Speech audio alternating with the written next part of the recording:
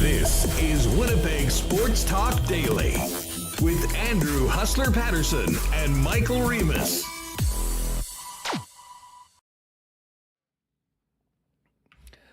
Hey, what's up, everyone? Happy Friday, heading into a long weekend. We got a packed edition of Winnipeg Sports Talk Daily for you. Coming out of a disappointing result last night for the Winnipeg Jets against the Columbus Blue Jackets of all teams. Going to break that down with Michael Remis. Looking forward to chopping it up with Ken Wiebe, who's going to join us. Look ahead to the games on the weekend against Jersey and the New York Rangers. Coming up live from NYC, we'll also welcome in Jeff Hamilton from the Winnipeg Free Press. We kind of figured that, without a show on Monday, get Hammer on today. Some great content heading into the weekend. We'll touch on the Jets as well as the latest with the Bombers in the Canadian Football League free agency.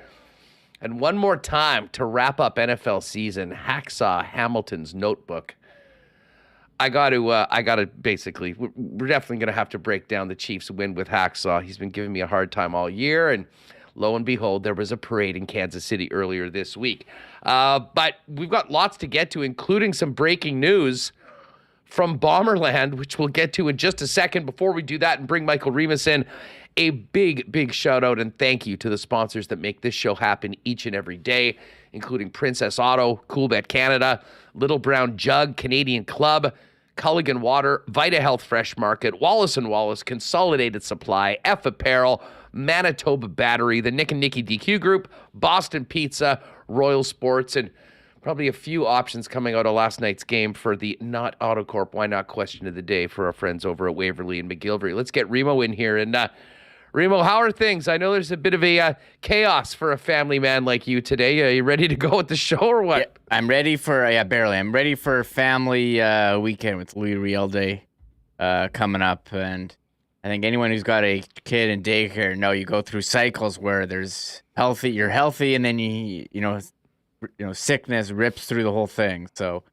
dealing with that at home. But I'm here excited to talk about this Jet team. Even though they lost, I'm kind of torn on how I should feel about it. But do you want to mention the breaking Bomber news? Yeah, exactly. Because last night's game, unfortunately didn't go the way most Winnipeg fans were hoping to go. But Remo, just as I was doing the intro, you dropped in the producer notes that we've got a big signing for the Winnipeg Blue Bombers, a player that I think a lot of people thought might be going elsewhere. Yeah, thanks to Doug, Phil, and everyone who put it in our chat. Right when we hit go, Bombers tweeted out. They must have known we were on and to do this. Listen, DC, that's a great communications professional right there.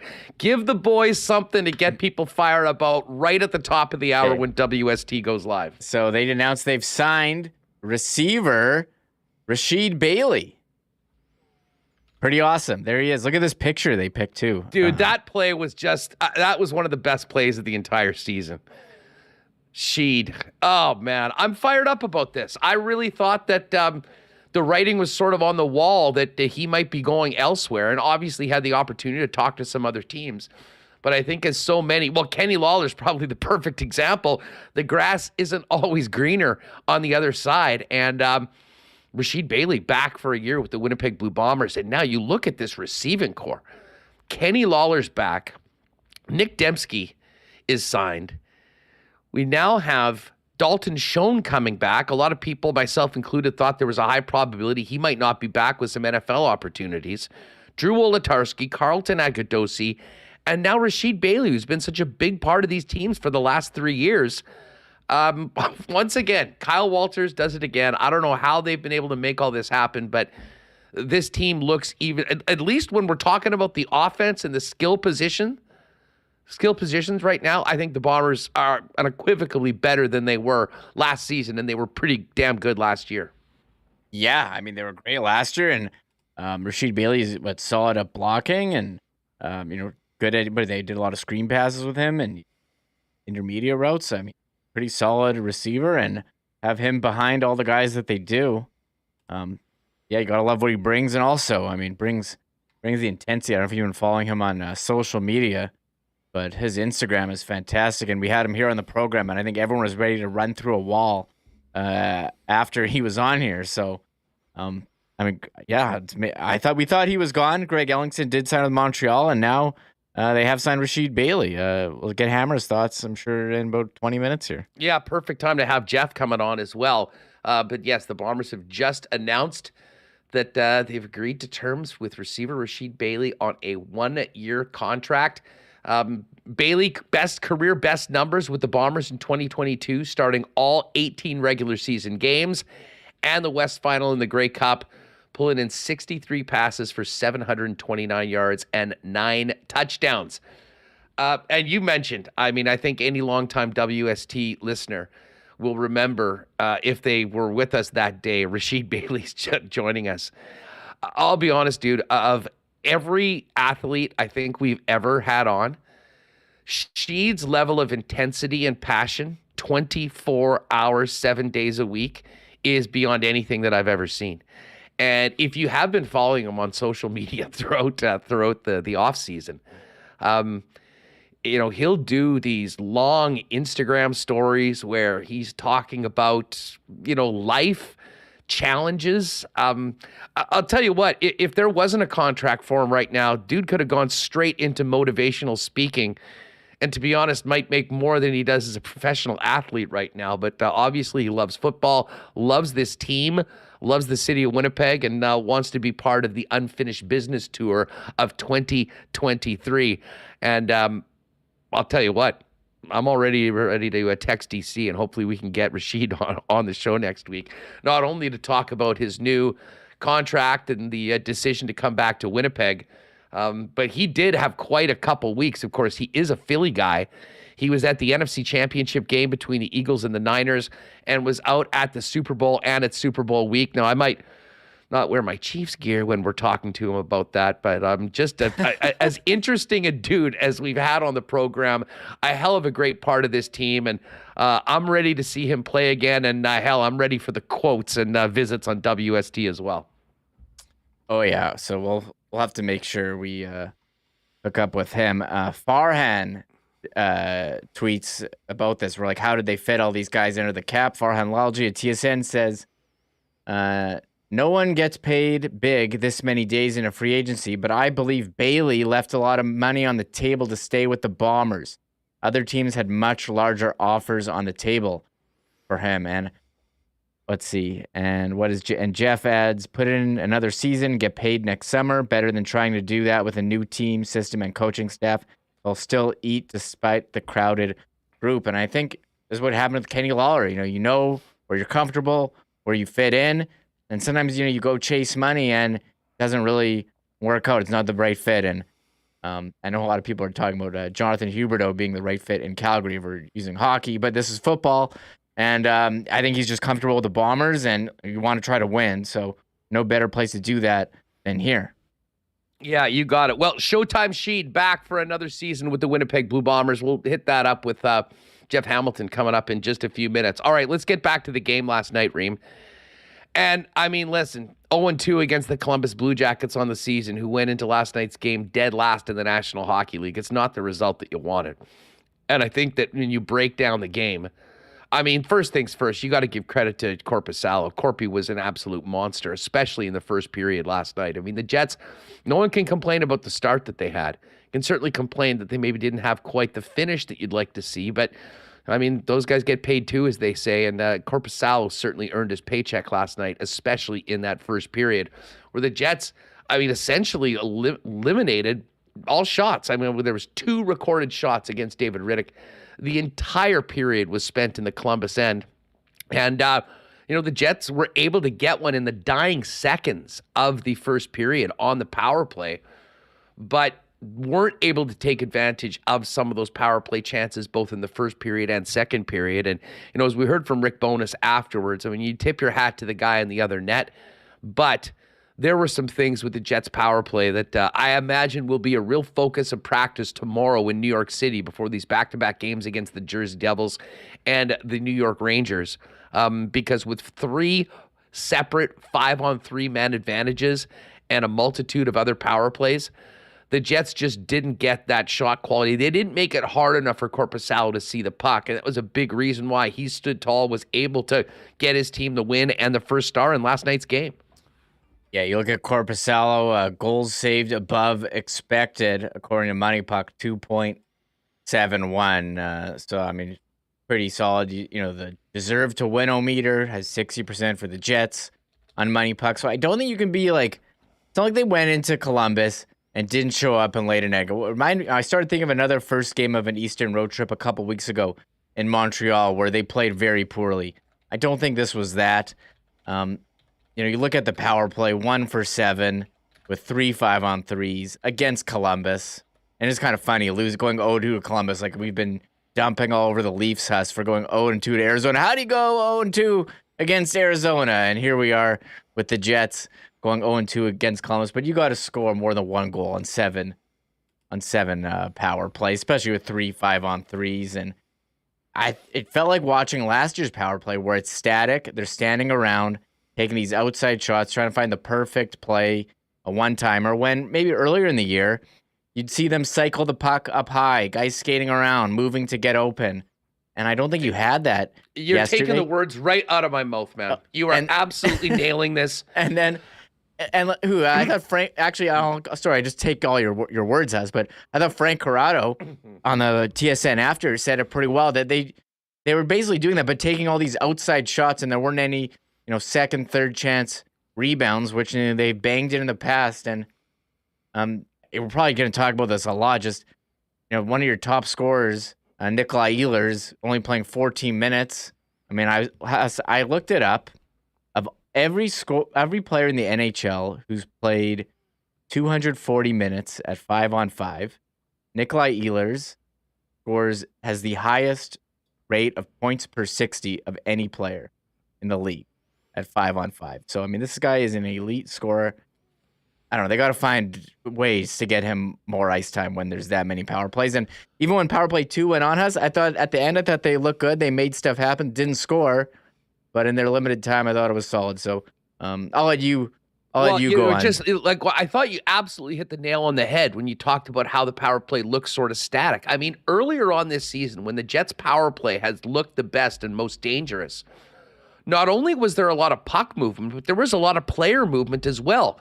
You'd see Wheeler move from behind the net to the wall, players switching their spots. That was not happening at all last night.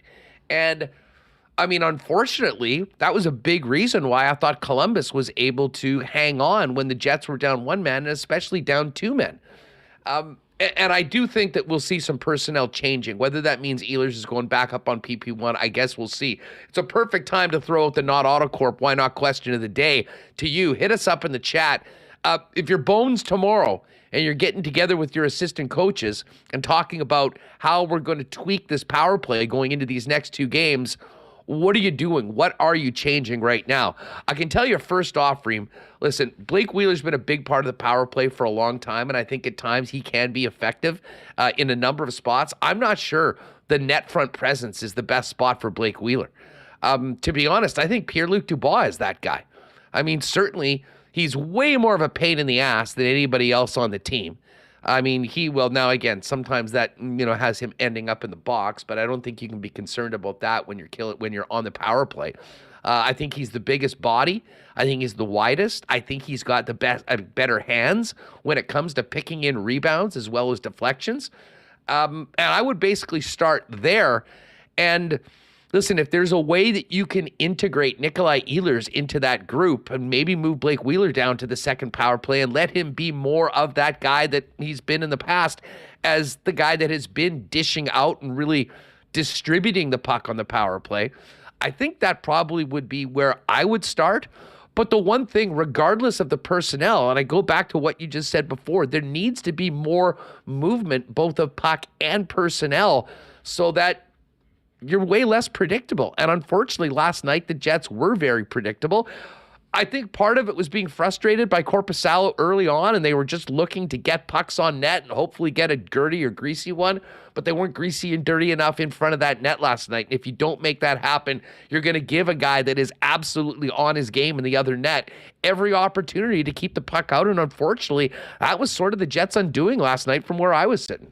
Yeah, that was, I mean, you got to take advantage when you're gifted. I mean, Columbus was shooting pucks over the glass, and they were just calling so many penalties. It was crazy both ways. I mean, how much was special teams? And I know Dave Rittich let in one there that he would like to have back, but he let in 2 goals, and they should be able to score 3 against Columbus, who gives up an average of 3.8 goals per game. And in 2 games against the Blue Jackets, again, who give up 3.8 goals per game, they scored 2 total, 1 in each game. So, I mean, that's not what you would expect from a team like the Jets. And I don't know, this stuff happens. Like we saw, again, the Leafs losing to Arizona. Sometimes you can't explain. Columbus, look, Sometimes teams don't show up against those garbage teams, though. And the Jets did last night. They showed up, yeah.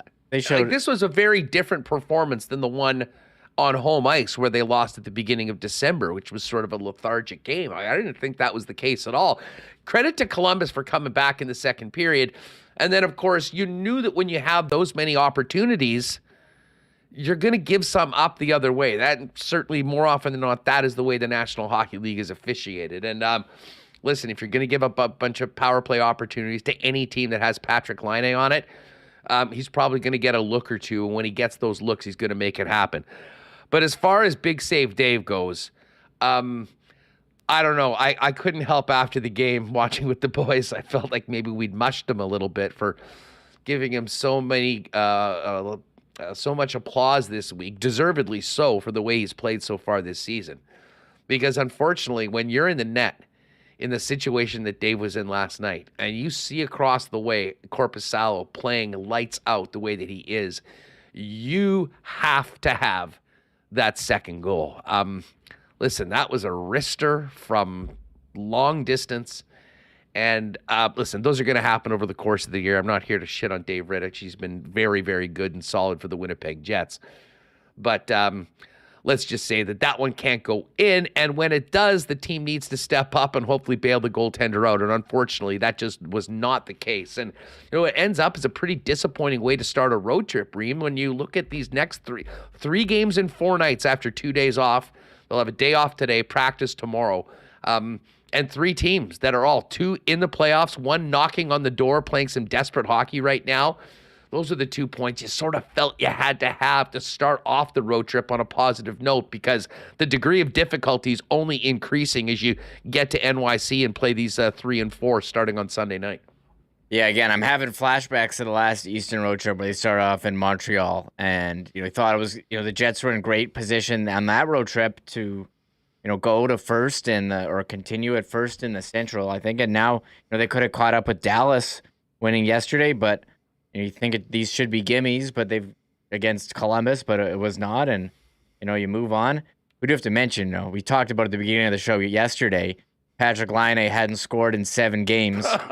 Goes up against the Jets. Book it. What? I think Earl or someone tweeted at me saying plus 180 cha-ching. Oh, Larry Eloy says plus 180 cha-ching. Larry knew what was up on Twitter, and we talked about it. And I think Nicole J was in chat. I'll give her a shout out. She said, "Yeah, well, he's for sure scoring now. Come on!" And I mean, what a shot that was! And it's amazing with that kind of shot that you go 7 games without scoring. And when these 2 teams play, you're going to talk about the trade. And Pierre-Luc Dubois had that breakaway too, where he could have scored and he didn't. So the chances were there for the Jets.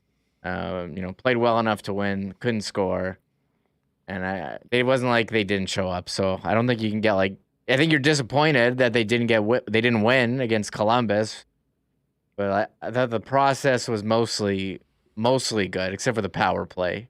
Yeah, well, and I really do think that power play is going to be a real focus of what practice is at tomorrow. Ken's there. He'll join us from NYC in a little bit. And we'll get into some Jets talk as well as some Bomber talk with Hammer, who's going to join us in just a couple minutes. Just before we do that, Man, it was freezing yesterday. I hope your car started. Got a sketchy battery right now. You know where to go. Our friends at Manitoba Battery, because whether you need one for your car, your truck, or even that summer toy you're working on this winter, Manitoba Battery is the most convenient and well-priced option in the city. How convenient, you ask? Well, you can put that order in for your battery right around the start of Winnipeg Sports Talk and have it sitting on your door in 2 to 4 hours for less money than you'd spend anywhere else in Winnipeg on the same battery. It's that simple. Order one today before 1:30 p.m. and have it on your doorstep before the end of the workday. Basically, the Amazon of batteries here in Winnipeg, but you're shopping and supporting local. And no fighting for a parking spot at Costco, no waiting in line at Canadian Tire, and no more spending money on a battery at the big box stores. Let Manitoba Battery bring the battery to you while you spend time on more important things. Make a phone call or order online at manitobabattery.com. It's that simple, gang. Let Manitoba Battery simplify your life. Our friends at Consolidated Supply are getting ready for spring right now. I know everyone's staring at those golf clubs, wondering when they'll be able to swing them. Well, I know if you're involved in the golf industry, you've probably already been working with Consolidated Supply on plans for the upcoming year when it comes to irrigation, turf, golf carts, and so much more. They are the leader and, of course, the exclusive club car dealer here in Manitoba. But in addition to great work for golf courses, they can do that for your property as well. Landscaping options, irrigation fixes and solutions. And hey, if you're thinking about maybe putting that dream putting green in the backyard or want to get some turf on at a place where you don't want to mow, Consolidated Supplies for you as well. And speaking of that backyard, how about a new spa or hot tub or maybe a beautiful outdoor kitchen? They've got it all. Pop down to 1395 Niagara Road East. See our guys, Joe, Spicy, Gino, and the gang. They'll take very good care of you. You might even hear Winnipeg Sports Talk on when you pop in there. They're open to the public at 1395 Niagara Road East, and you can also check them out online, a great new revamped website at cte.ca.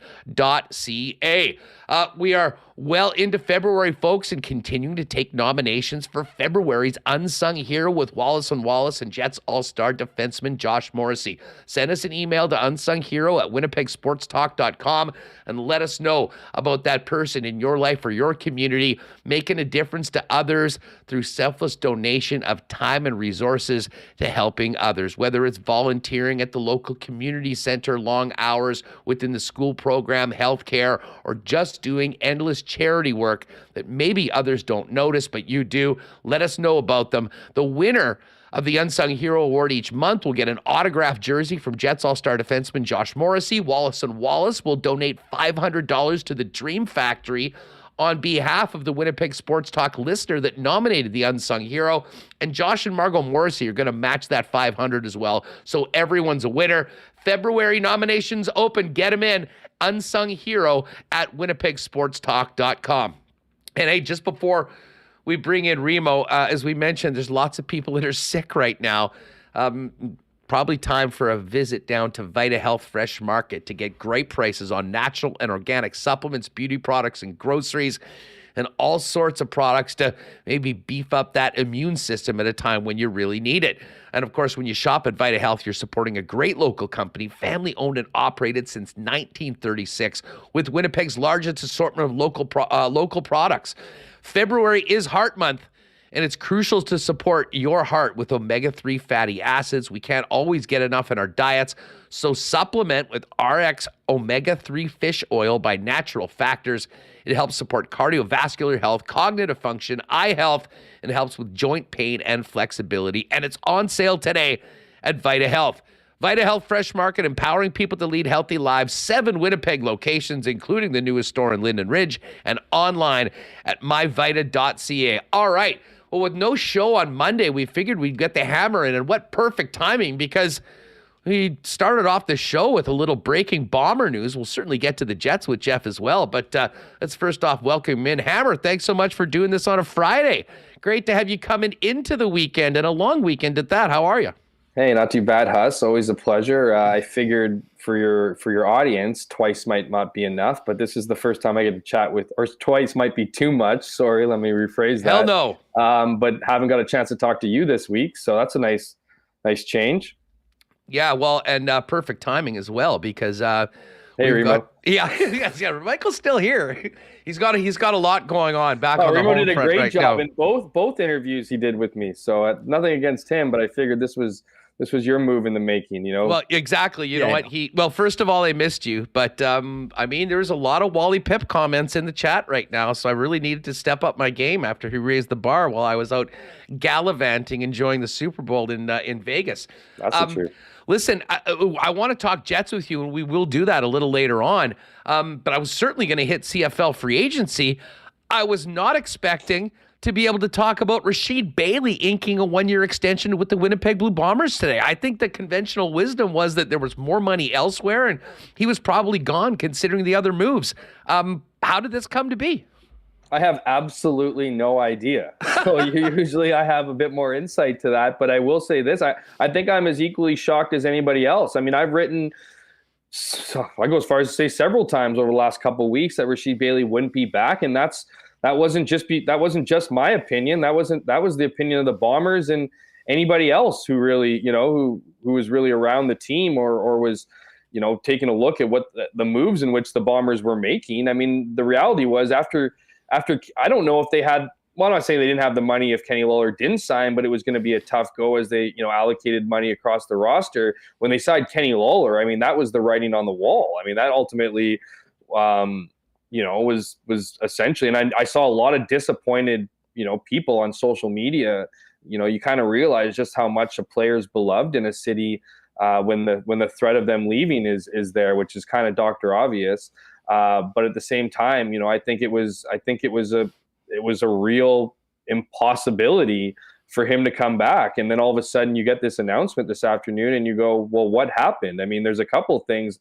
We'll find out more about exactly what happened, but I think you can deduce a few different things. One, based on the timing. I mean, at this point in time in free agency, there's not a lot of cash available. Teams are, if anything, are kind of hunting for bargain deals. I saw Farhan Lalji report on Twitter that he believes that Rasheed Bailey left more money on the table, more money on the table, but which is very, very much possible because I don't know that he signed for the same amount of money. He would have had to take a haircut to come back to the Bombers. So we don't know exactly what the money is for those.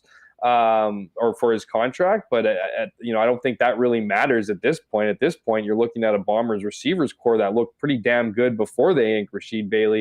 And I'll tell you what, Rasheed Bailey coming off a season with 63 receptions, 729 yards, and 9 touchdowns is nothing to ignore. And I'm kind of surprised he didn't sign for bigger money elsewhere. But he also brings a lot more to this team than just the stats. I mean, breakout year, absolutely. But a guy who's really grown to be a leader on this team, who brings an enthusiasm and energy unlike anybody in the CFL. Anybody who or anyone who watches the Bombers knows anything about Rasheed Bailey, knows how passionate and devoted he is to this team, and not just that, but a terrific blocker.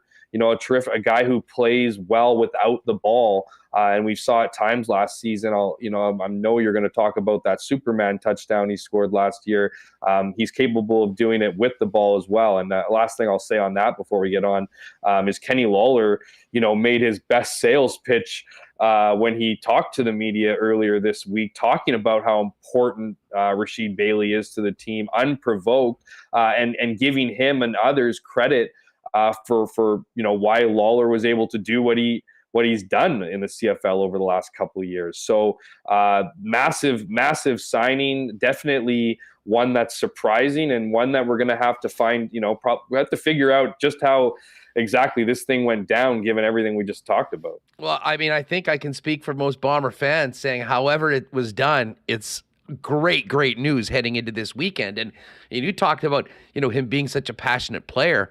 I'll be honest, he's the most passionate human being I've ever come across in my entire life, no matter what he is talking about. And you see this both when he talks football, when he's been on the show talking about other things, and certainly when he makes his own statements on social media. But what's amazing about this, Jeff, is that today's the 17th. So 2 days ago, Wednesday night, Rasheed Bailey did a somewhat cryptic tweet that just had a broken heart on it. Mm-hmm. And I'm reading these comments from Bomber fans This really sucks. We don't like this. You're a legend in Winnipeg. Thanks for everything. You're going to be missed here. Showtime. I know, man. I mean, and then nothing came for it. So there was obviously a major turnaround. And, you know, we've talked about the grass not necessarily being greener in some other spots here in Winnipeg for sure. And possibly the lure of the playoff money and maybe a Grey Cup bonus could top up what maybe wasn't there in salary from some of the other teams. But it is eminently clear, Jeff, and I mean, this is not breaking news to anyone that's paid attention to this football team, not just this year, but in the past couple, that the culture that they've built, the success that these men have had together is something that, you know, even money can't pull them away from. And this is an absolute coup for Kyle Walters. And I mean, I'll put you on the spot here right now, but I mean, with Dalton Schoen still being in the mix, bringing Kenny Lawler back, now having Sheed here as well, is this the best receiving core we've seen in the Winnipeg Blue Bombers in, well, as long as you've covered the team? As long as I've covered the team, absolutely. I mean, like, I don't think it's the close. receiver group has been, since I've covered the team, really since 2015.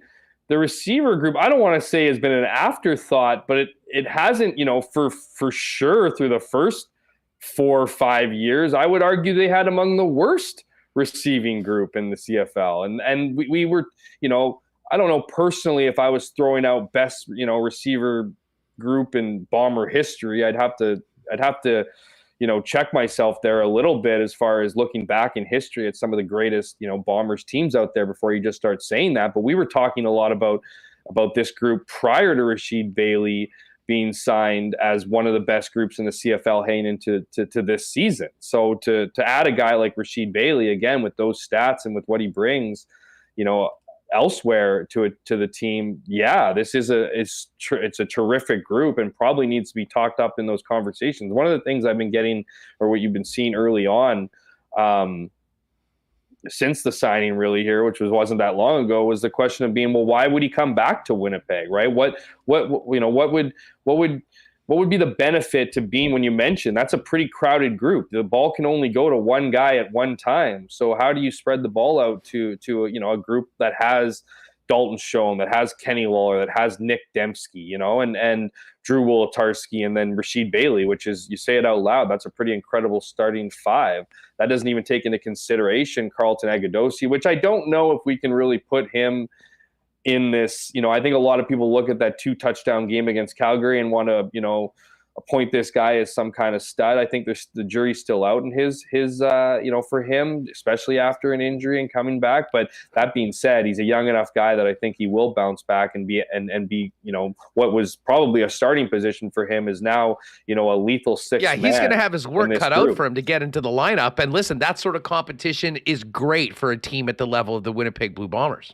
Absolutely. And even just to answer the question that I put forth, why would Rasheed Bailey come back here? I think Rasheed Bailey made about $135,000 last season, which is a pretty good chunk of change for a receiver and definitely warranted given his numbers. It's just a weird number for receivers because you're either looking to pay a guy upwards of over $200,000 or you're looking to find kind of that American who can come in and probably not give you the same production, but come close enough at a much significantly lower salary. So I think I think for him, this is an opportunity that, yeah, there's a lot of talent on that receiver group, but there's going to be a lot of attention on guys like Kenny Lawler, on guys like Dalton Schoen, who led the league in receiving last year, on guys like Nick Dembski, who had a career-high 10 touchdowns. This might be an opportunity for Rasheed Bailey under an offense he knows extremely well, under a coaching staff he respects, and under systems you know, he's ultimately perfected,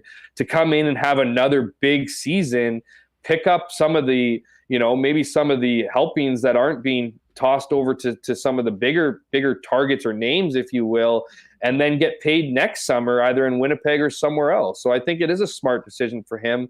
You know, a guy who's going to be 30 in August this year, for him to come in, you know, to a new team, sign a new deal, most likely on a 1-year deal, to kind of prove himself. You know, there's a lot of moving pieces when you join a different team. So I look at this as a, you know, he probably took, like I had mentioned off the top, probably took a decent haircut but he's probably looking at this as a longer-term investment. And he loves Winnipeg. He loves the players here. He knows there's unfinished business, and he knows when you sign a guy like Kenny Lawler to an already star-studded roster, this team has a very good chance of going back to the championship. And when you've been in this league for 3 seasons and you've been to the Grey Cup in each one of those years, you get hungry to go back. And so I think all those things considered, it's a pretty wise choice for Rasheed Bailey and for the Bombers to reunite and do it all again for another season. Well, awesome news for fans of the blue and gold, and hopefully we can get Sheed on next week and talk to him about coming back to try to run it back with his teammates after a narrow loss in the Grey Cup and 2 previous championships before that. Just before we move off of the Bombers, where things stand right now, of course, Michael Couture's gone, Casey Sales signed elsewhere. When you look at this roster right now, is there one particular area of need that Kyle Walters probably is going to be focusing on addressing first? I don't know if addressing's the right word, but I think, well, no, addressing would be the right word. I just don't think it's going to be addressed through free agency. I think especially with this signing, the money's, Kyle Walters said this earlier this week, the spending is over.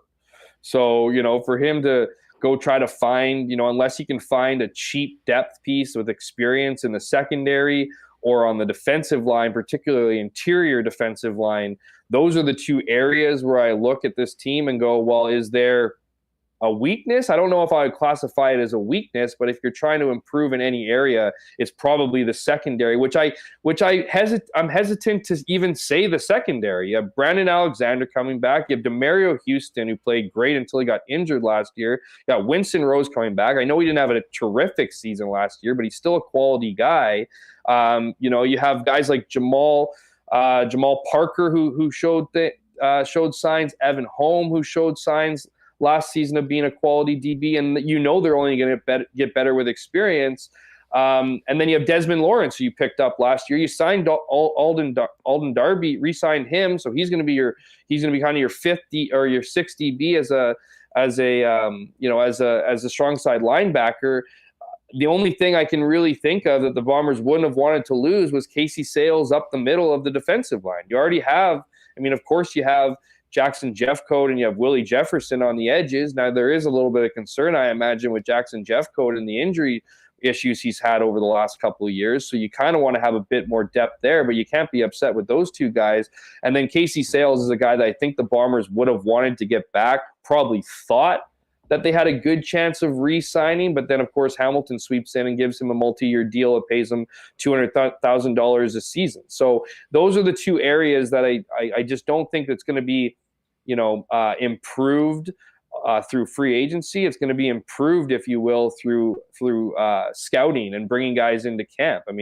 You're able to unearth guys like Dalton Schoen. You need to find that stud. You need to find the Casey Sales again, who can plug up the middle and can get adjusted to the CFL game sooner than later.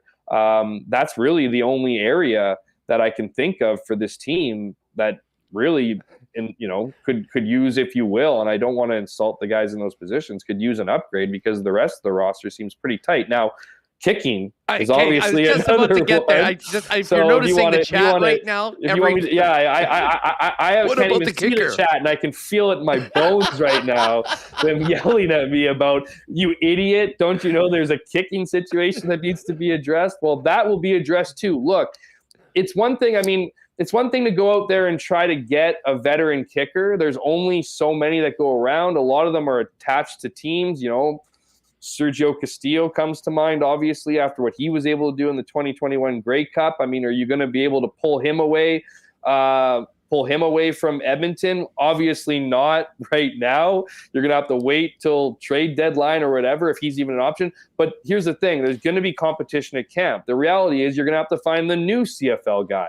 Now, that might not be all that awesome to CFL fans, but, you've been spoiled.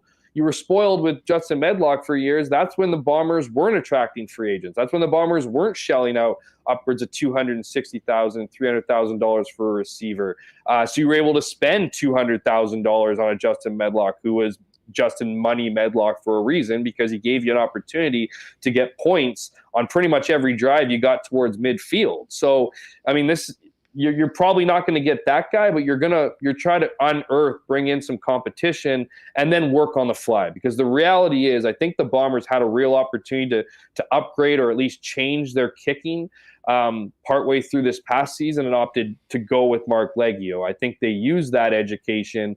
Unless Mark Leggio comes out in camp, is booting, incredibly well, and I do think he's going to get that shot. There's a chance. I don't think he gets released here in the offseason.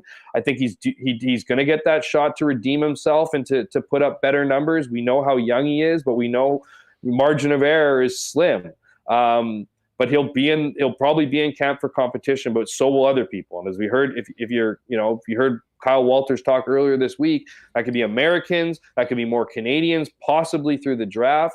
It can be a global player. We know a lot of the global talent comes in kicking and punting, and then obviously, if I didn't already say it, American talent. So that's all going to be considered. That's all going to be brought in. I think it's going to be an interesting battle this year versus last season when it was ultimately handed to Mark Leggio with the hope that everything would work out.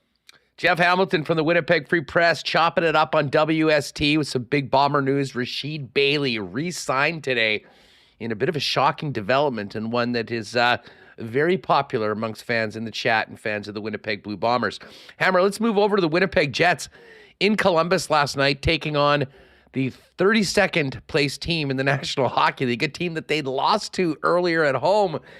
And I'm interested in your thoughts of the game. I mean, listen, they did everything in that first period except pop a few goals and a little bit of a power play outage and a goal that David Riddick probably wants to have back. And, a very winnable game ends up in a loss. I mean, how did you see things from your perspective last night?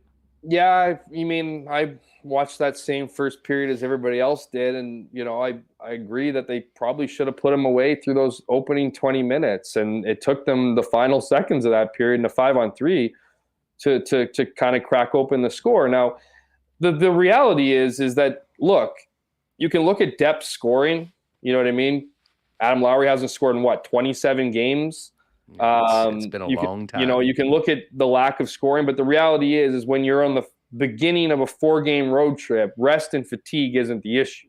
Okay, it's not like the top 6 has been logging massive minutes on the road for 3 or 4 games and you're relying on your depth scoring. This is the 32nd last place team in the NHL. Your top guns should be firing. They should be scoring on 5-on-5. But look at the power play. It went 1 for 7. There was 3 separate 5-on-3s. Now the story's there. I don't, when you get that many opportunities against a bad team, you got to cash in. You can look at David Riddick and that last goal and him obviously not or wanting that back, of course, and not playing as sturdy as we saw him the night before or the game before. And there's lots of, and we saw them, we saw the power play move the puck around, but it's just like, you got to finish here. So clearly Rick Bowness was upset with that. We'll see what happens with the changes. If they put Nikolai Ehlers, you got to get him some more time. That's outside of the conversation here a little bit, but he logs 14 minutes last night. And well, it's not really because, the fact is the reason why his ice time was so low is that he currently isn't on that number 1 power play unit, which was eating up most of the minutes and just looked a little stagnant. Remo and I were talking at the beginning of the show, and I think back to earlier this season when the power play really was clicking, and it looked like it was such a stark difference to what had happened last year, was the fact that not only was the puck moving around, but the players were moving around at all. You would see guys switch spots and make it confusing for the other club and basically not only creating space as well for them. It just didn't seem to happen, and maybe that's just... to use an old Mauriceism, a little bit of malaise in the middle of the season. I'm not sure, but I would be shocked if the majority of practice tomorrow wasn't focusing on the power play, and I would expect potentially a new look for that PP1 once they get going and drop the puck in East Rutherford or Newark, on Sunday night. Yeah, no, I expect the same. Why else would you call out a power play unit and then just go back with the same group the next day, unless you have an explanation for, hoping that they'll respond or this is their last chance. You felt like last game was their last chance. It wasn't like the power play was lighting it up leading into that game. But you look at, you suggest or predict a change. What's the change here? It wasn't long ago that we heard that Nikolai Ehlers and Mark Scheifele couldn't be on the same power play because they both like to be that trigger man on that left side. So what is the option there? What is the change? Now I think the change is bringing Nikolai Ehlers back into that group. I mean, there's clearly a need for, a guy who can, as a one man, entry. They need his speed through the neutral zone just to even gain possession in the zone, and then work around the fact that, they both want to play the same position. What's wrong with putting a guy in the high slot? I mean, I think Pierre-Luc Dubois probably replaces Blake Wheeler there. That seems like the obvious move to change. And then put Pierre-Luc Dubois as the net front presence. I felt like he was a bit hesitant to go in front of the net last night in some opportunities that would have warranted it. And so maybe that's the change. But yeah, we'll see. I mean, if it's not working, you got to do something. And anyone who's ever played, sports at any level for that matter, or hockey at any level for that matter, knows how important the power play and special teams is to not only the success of a game, but the momentum in and out of a game. So when you get that many power plays, you get out of a rhythm 5-on-5, and if you're not feeling good about your man advantages, that just kind of compounds for your 5-on-5 game. And, maybe we saw the Jets get a little bit frustrated yesterday. Maybe we saw them kind of revert back to their old style and trying to get the perfect goal, try to find the perfect pass. But I mean, the reality is good teams lose to bad teams all the time. So you can't, as the first of a 4-game road trip here, you can't get, this team can't get down on themselves. There's some pretty important games coming up here this week, and an opportunity to turn this around and make it a good road trip after a pretty awful start. Yeah, and credit where credit is due. Korpisalo was out of his mind last night. I mean, if you looked at natural stat trick afterwards, or some of the the expected goals, the Jets' expected goals in that game was just about 5. His goals saved above expected was 3.93, which I'm pretty sure is the highest number against the Winnipeg Jets all season. So, listen, there's a lot of credit in the other crease as well. Now, forgive me if this was something that was pegged to you on Monday when I was away and you were chopping it up with Reem. But as we sit here right now, a couple weeks away from the trade deadline, where are you at on what the Winnipeg Jets need, or what the Winnipeg Jets' priority should be? If you're Kevin Cheveldayoff, is your focus up front for depth scoring in the bottom 6? Is it for a big player like Timo Meier that would push somebody down that obviously comes at a higher cost? Or is it on the blue line, Jeff? I think the Jets would be wishing that they were getting more offensive production from the guys that they have right now. But you can't help but to think, with all the buzz that's been going around, all the rumors being connected, that they're looking for someone who can score. Someone, if that's a Timo Meier, I mean, that's exactly what he brings to the table. So if, that to me looks as much as scoring, it speaks to as much as the need for scoring as it to players potentially beyond this year, right? Because a lot of the chat with Meier is if they can get him, the hope is to sign him to a longer term deal. I've said this on your show before. I believe it to be true for this team. I think they need to get a top end defenseman. Now, you can't just go out and find a guy to play, next to Josh Morrissey or share that kind of load. That's almost impossible. No one's getting rid of those guys. But if you can get a top 4 defenseman, an experienced one that comes in, because you got to remember, this team does not have a ton of experience, has next to none. I don't think anyone's won a Stanley Cup on this team. So they don't have a lot of experienced guys who have been there, done that. And that does mean something, right? A lot of talk about Jonathan Taves coming over. I don't think that's probably happening anymore with his illness issues over the last few weeks here. But, to have a guy that when things get tight, we know how mentally stressed out this team has gotten in the past. That ramps up as the season moves on, and especially in the playoffs. To see a guy who's been there, done that, won championships, you can sitting in the locker at a second or first or second intermission, and you're down by 2 goals, and he's calm. You need to see that sometimes. You need to have that presence on and off the ice. Now, I'm not advocating for a depth forward necessarily who's got a couple rings, but I do think that experience matters. I've always been on the defensive side. I think that needs to be added. I think if you look at the recent rumors, like a Chychrun in Arizona, that would be fascinating. That would fall under the category of nobody thought it was going to happen. Well, I guess a little bit now that they're being being kind of connected, would fall into the Kevin Cheveldayoff category of didn't see that coming, got a guy, and of course a guy who has term with him as well. That would be my biggest blockbuster opportunity for the Jets this offseason. But I think it's gonna be less about necessarily what they're prioritizing. Obviously, you're focusing in on the guys that you feel you want or the spaces you need, but it might come down to what you can get. Because the reality is the Jets need to improve at the deadline. There's going to be other teams in and around them that are going to be improving. The Jets need to do the same. We've all heard about and talked about the fact that the West feels wide open this year. No one seems to be a massive juggernaut. So this has to be the opportunity. What was the point in getting rid of, making all the moves to clear up cap space, to get rid of Brian Little's contract so you could accrue cap space? It's for this moment right now, for the next couple weeks at trade deadline. So I don't think it's going to be a lack of trying, but I don't think it's necessarily going to be exactly what you want unless you're willing to give up more than necessarily willing to, before. And the market right now is really interesting. I mean, we're seeing that Gavrikov was held out last night for Sebas. I mean, we've seen Chikrin's been on the bench for the Arizona Coyotes, and I'm not sure whether this is those respective general managers trying to give the impression that these guys are on the verge of being dealt to potentially up offers for other teams. But it's quite clear right now, Jeff, that there is a big-time poker game going on amongst NHL GMs right now. And it feels like a staring contest because it is. But at a certain point, some hands are going to be shown.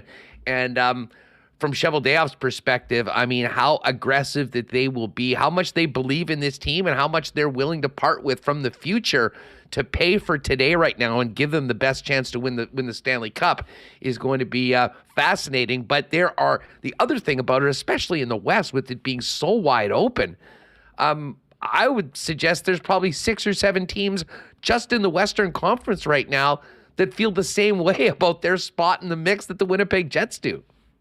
And probably are eager to add to their roster. So exactly. And the reality is that's what happens at this time. And the market is high. The prices are high. I don't think the prices are going to get lower year to year.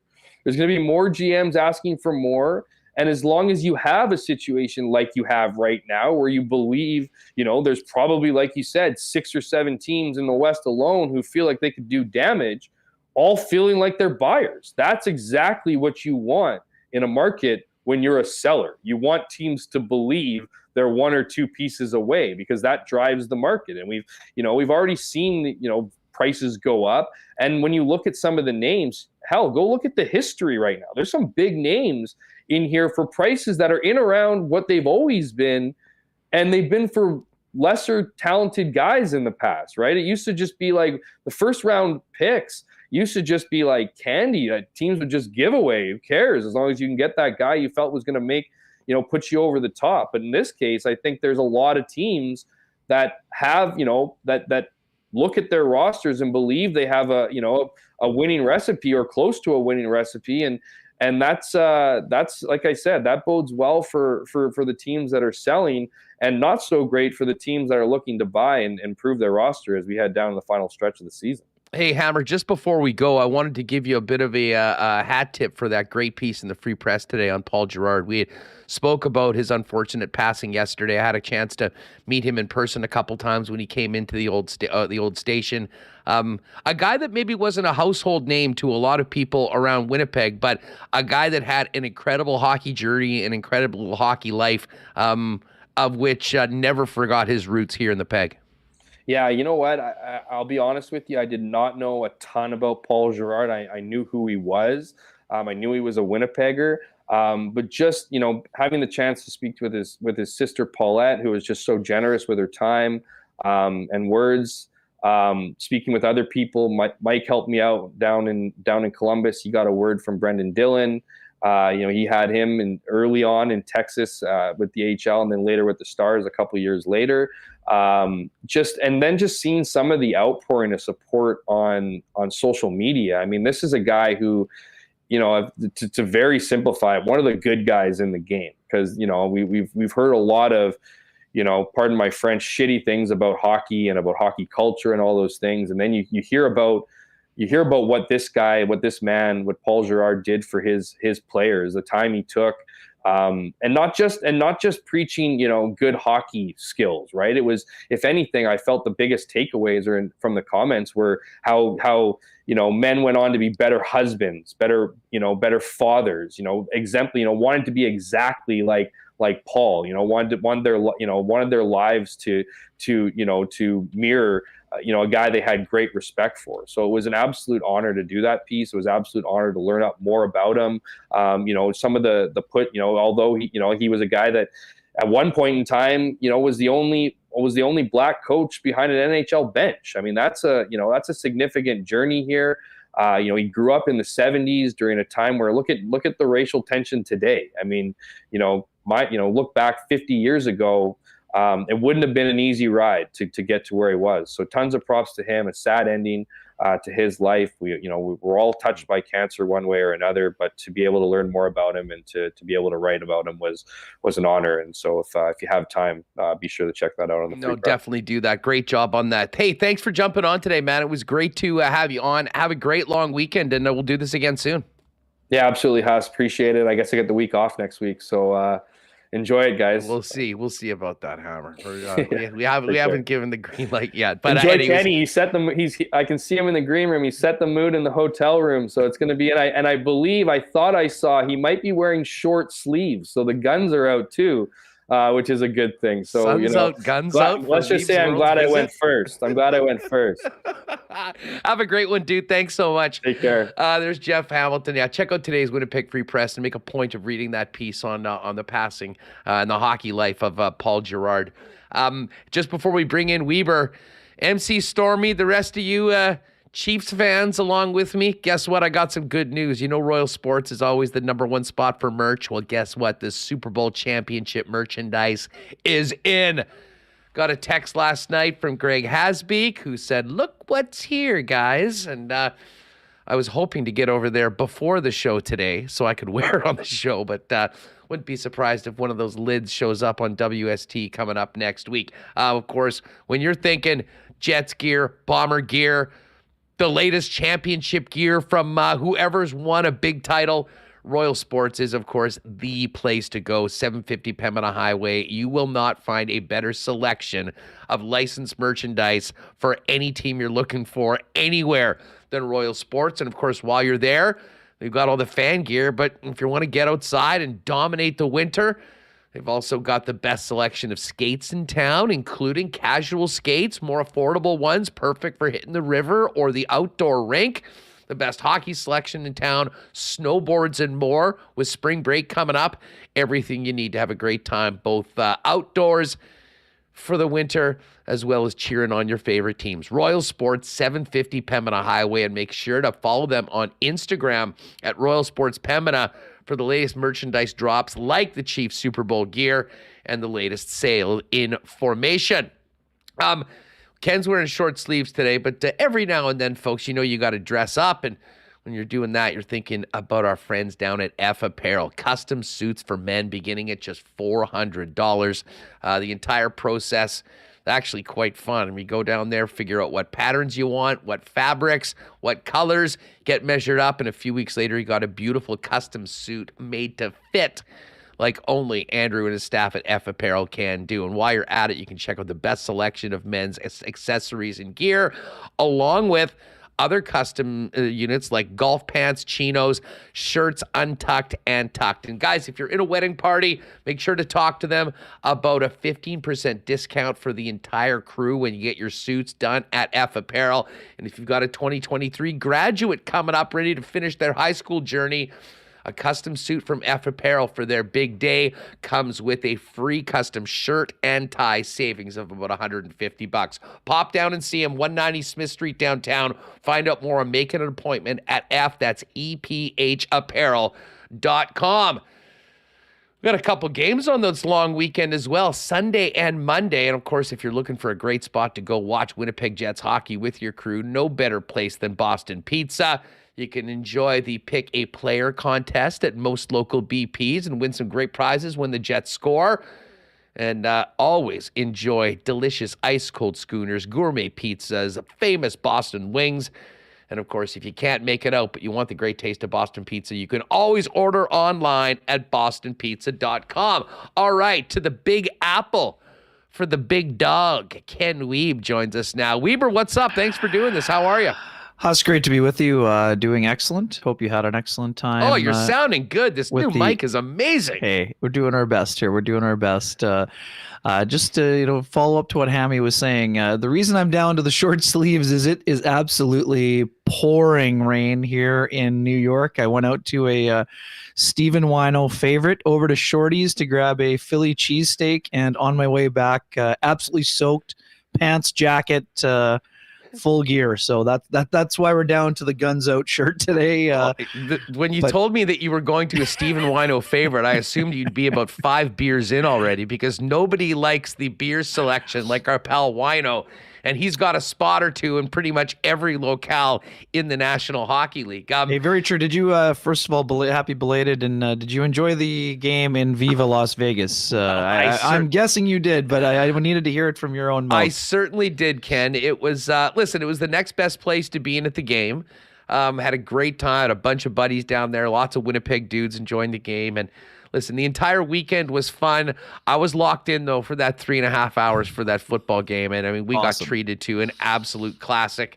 I know there's some controversy about that flag at the end that all but sealed it for the Chiefs to be able to run the clock out and kick that field goal. I mean, listen, I still think it was a penalty. But regardless, two great quarterbacks playing at the top of their game. I mean, I could talk about Jalen Hurts' performance all afternoon.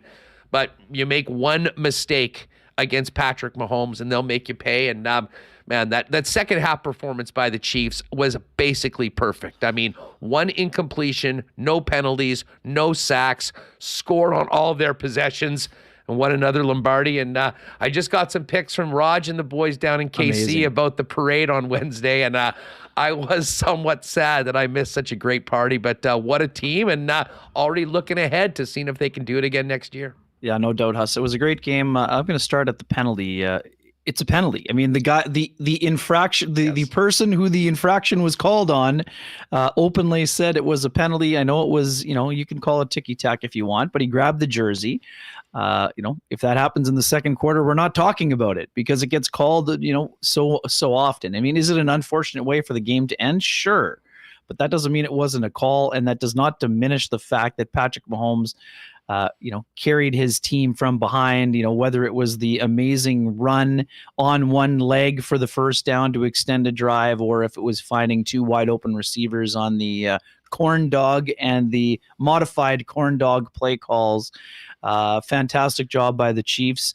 You know me, Huss, I have no skin in the game, but I have done what you've done. And the last time there was a comeback of sort of equal measure, I was in Vegas watching the game as well. It was a 28-3 lead for a certain team. And that's all we need to say about that. I'm here for you to enjoy the celebration, not myself, but incredible job by Mahomes. And also, we can talk about Mahomes all day. I mean, listen, the Chiefs' offensive line, I mean, that was, and the no-show by the Philly defense was something. But I mean, you mentioned those two plays. I mean, when it came down to it, the coaching adjustments and the, brilliantly seeing the kinks in the armor, and just simple calls. I mean, you don't see guys that wide open in high school football, and they did it twice in the second half of the Super Bowl. It was crazy. Yeah, and Andy Reid, great credit. I mean, because it wasn't long ago, Huss, that lots of people had lots of opinions about Andy Reid and his ability to coach in the big game, and he is not so polite. Or actually, Andy has been polite about it, but he's basically told those people what he can do with their theories about him not being able to coach in a big game. You got it. All right, let's get to the Jets. Listen, there were some good things the team did last night. I mean, for all the people that were worried about bad starts against bad teams, that was certainly not the case last night.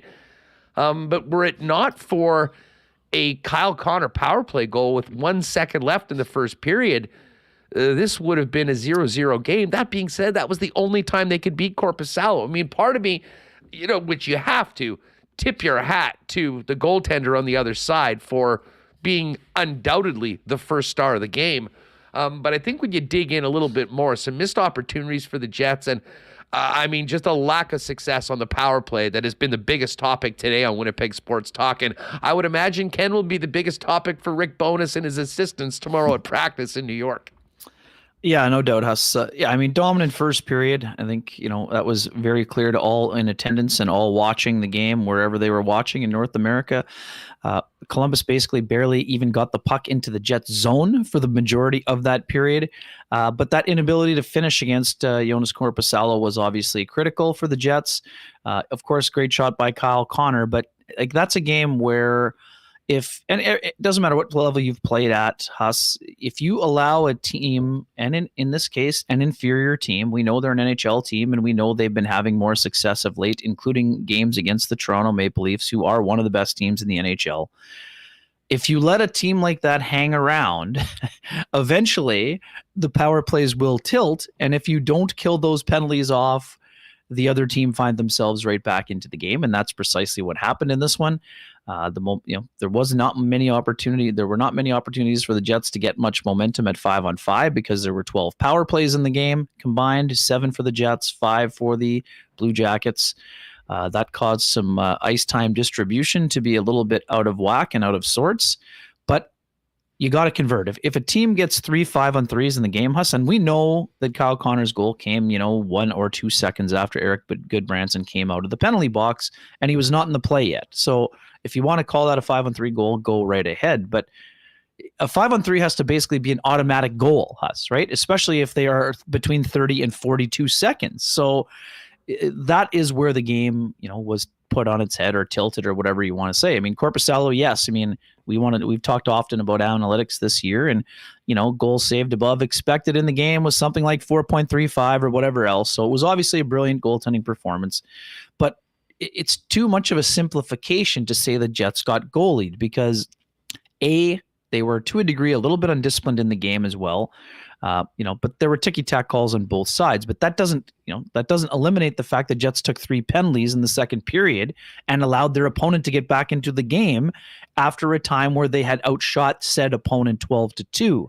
And I think the shot attempts were even more of a dramatic number, 21-7 or whatever it ended up being. So, yeah, I mean, there were some strong positive signs for the Jets, but I mean, if you get outscored 7-2 against the 31st or 32nd team in the league, I mean, it's small sample size. We get that, but that's something that a team is disappointed in, especially when the coach and the players spend the morning of the game saying how much they hated the December 2nd game and didn't want to have a repeat performance. And I mean, they didn't have a repeat performance in terms of the quality of play in the first period, but ultimately, they weren't able to find the back of the net, and that was what they would find to be a little bit disheartening. Ken, let's just focus in on the PP. Sure. What do you expect to see tomorrow when this team goes to practice? Well, maybe whatever happens at practice. How will this power play look, and do you expect changes, and if so, what, when they drop the puck in Jersey? Yeah, I mean, Rick talked openly about personnel changes. He wouldn't get into them, and maybe he didn't know exactly what he wanted to do yet. I mean, obviously, my column at Sportsnet.ca after the game was focused primarily on Nikolai Ehlers and how Nikolai Ehlers probably can help said struggling power play. We understand, and Rick was, speaking of being open, Rick was very open in saying that both Mark Scheifele and Nikolai Ehlers want to play the exact same position on the power play, and you can only play one person in that position. But I think the Jets have come to the point where they need to find a way for those two to coexist on the same power play. They had trouble getting set up at times, so you need the zone entry capabilities of the one-man zone exit or zone entry machine to help get set up. And then wherever you want to put Ehlers, whether it's on the left wing wall or in the high slot, that's up to the coaching staff. They're much smarter than I am. But I think you could have Mark Scheifele be the guy on the left wing wall and then try Ehlers in the high slot, because then you maybe open up the one-timer option for him rather than having to feather a pass cross ice a la Blake Wheeler 2018 to Patrick Laine. And Scheifele was the middleman in that power play from the other side, and he became a one-timer option in the slot, which opened up the cross-seam pass to Laine and at the top to Byfuglien for the one-timer there as well. So, you're just flipping the boards around, and now you have Kyle Connor on the other side. And then, too, what we've heard all season long. Brad Lauer, Rick Bowness, everyone involved. The Jets are too stationary and too static on the power play. So those guys don't need to play in the same spot all the time. You can have interchanges, which will force we were talking about that earlier today, Ken, and earlier in the season when the Jets power play looked the best it's been all year, and frankly in a long time, it was exactly what you were saying. Not only were they moving the puck around, but the personnel was moving around at all, and that hasn't seemed to have been the case lately, and it certainly wasn't the case last night. No, bang on. And that's why, too. I mean, puck movement is one thing, but if you have more motion, you're forcing the defender and the penalty killers to have to move also in terms of trying to block passing lanes and shooting lanes and all of those things that create a successful power play. So the Jets have the pieces in place. They have the personnel to be successful, but I would just say this, and I'm not pointing it out to, it's not a derogatory comment towards any player in particular, but with Pierre-Luc Dubois being in the high slot instead of in the net front presence role, you saw on the 5-on-3 specifically, Huss, the Jets had both guys kind of out to the side instead of in front of Korpisalo, which kind of put things out of cadence as well. So I just think that Dubois has done an excellent job on the power play during the last couple of years as the low guy. Yes, Blake Wheeler does a great job of getting to the screens and to the front of the net, but I think that finding a way to incorporate Ehlers is a critical piece to solving this puzzle. And we know the Jets wanted to do it, Huss. They started the year that way in training camp, and they started the first 2 games of the season that way. So when they came up with their offseason plan, that offseason plan, including having Nikolai Ehlers on the top power play. Now, obviously missing 38 games threw a wrench in that plan, and then the Jets got their power play rolling. But right now it's not rolling. So I would say go back to the original plan, make a couple tweaks to that plan, and I would suggest that some success would be around the corner. And it's twofold, Huss. The big thing for me, what I wrote about with Ehlers yesterday, so Kyle Connor had almost 7 minutes. Most of the top unit was between 650 and 658 or whatever it was. Nikolai Ehlers was 211 with the man advantage. That's a 5-minute difference. So then when we're looking at the game sheet afterward, Nikolai Ehlers has 1440. It's an easy discrepancy. It wasn't that he was stapled to the bench because of 5-on-5 play or because the Jets had a lead late and they wanted somebody more defensive on the ice. But he had 5 fewer minutes on the power play. So that's a number that needs to go up.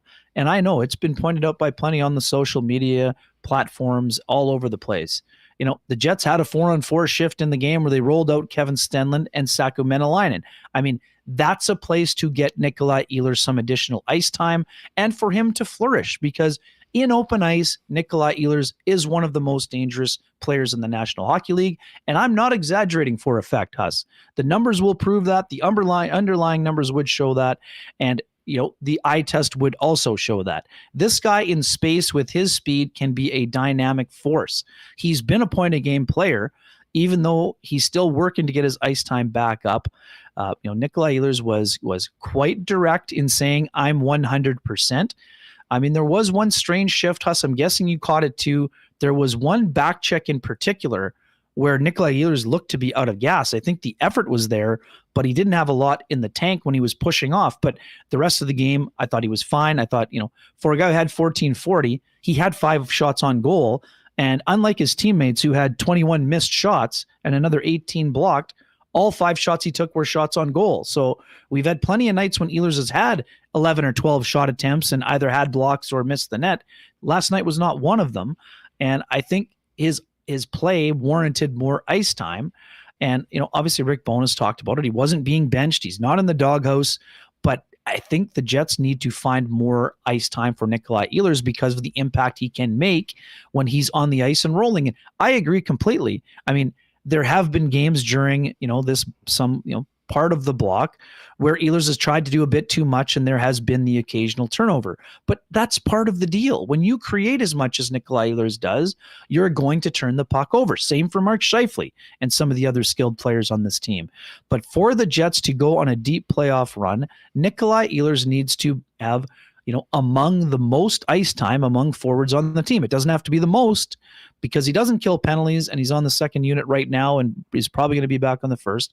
But he needs to be closer to the 18 to 20 minute mark instead of 15. I mean, much like we talked about all year, Blake Wheeler's been his most effective this year, Huss, when he's been in the 16 to 17 minute range. I mean, there have been nights where he's played well at 20 minutes, but we can't ignore Father Time, and we can't ignore the fact that Nikolai Ehlers is obviously a younger player, and right now Nikolai Ehlers' skating ability is higher than Blake Wheeler, who had been one of the best skaters in the NHL for a very long time. And it's not a one versus the other, but an increased amount of ice time for one and a slightly decreased amount for the other would be a net positive, I think, in a lot of ways for the Winnipeg Jets. And, of course, this is the other thing, Tuss. We've been talking for the last 3 weeks. What's the best place for Ehlers? We still don't have the answer to that when it comes to 5-on-5 play. Now he's back on the right side with Kyle Connor and Pierre-Luc Dubois. I still think that's a good place for him. I think Cole Perfetti had another great first period with Scheifele and Wheeler. But, at 5-on-5, there weren't many opportunities for those guys either, even though their ice time was up. So it's still a little bit of a work in progress. There's 27 more games to go. We've got 2 weeks before the deadline. I still feel quite vehemently about the Jets needing to go out and add both on the back end and up front.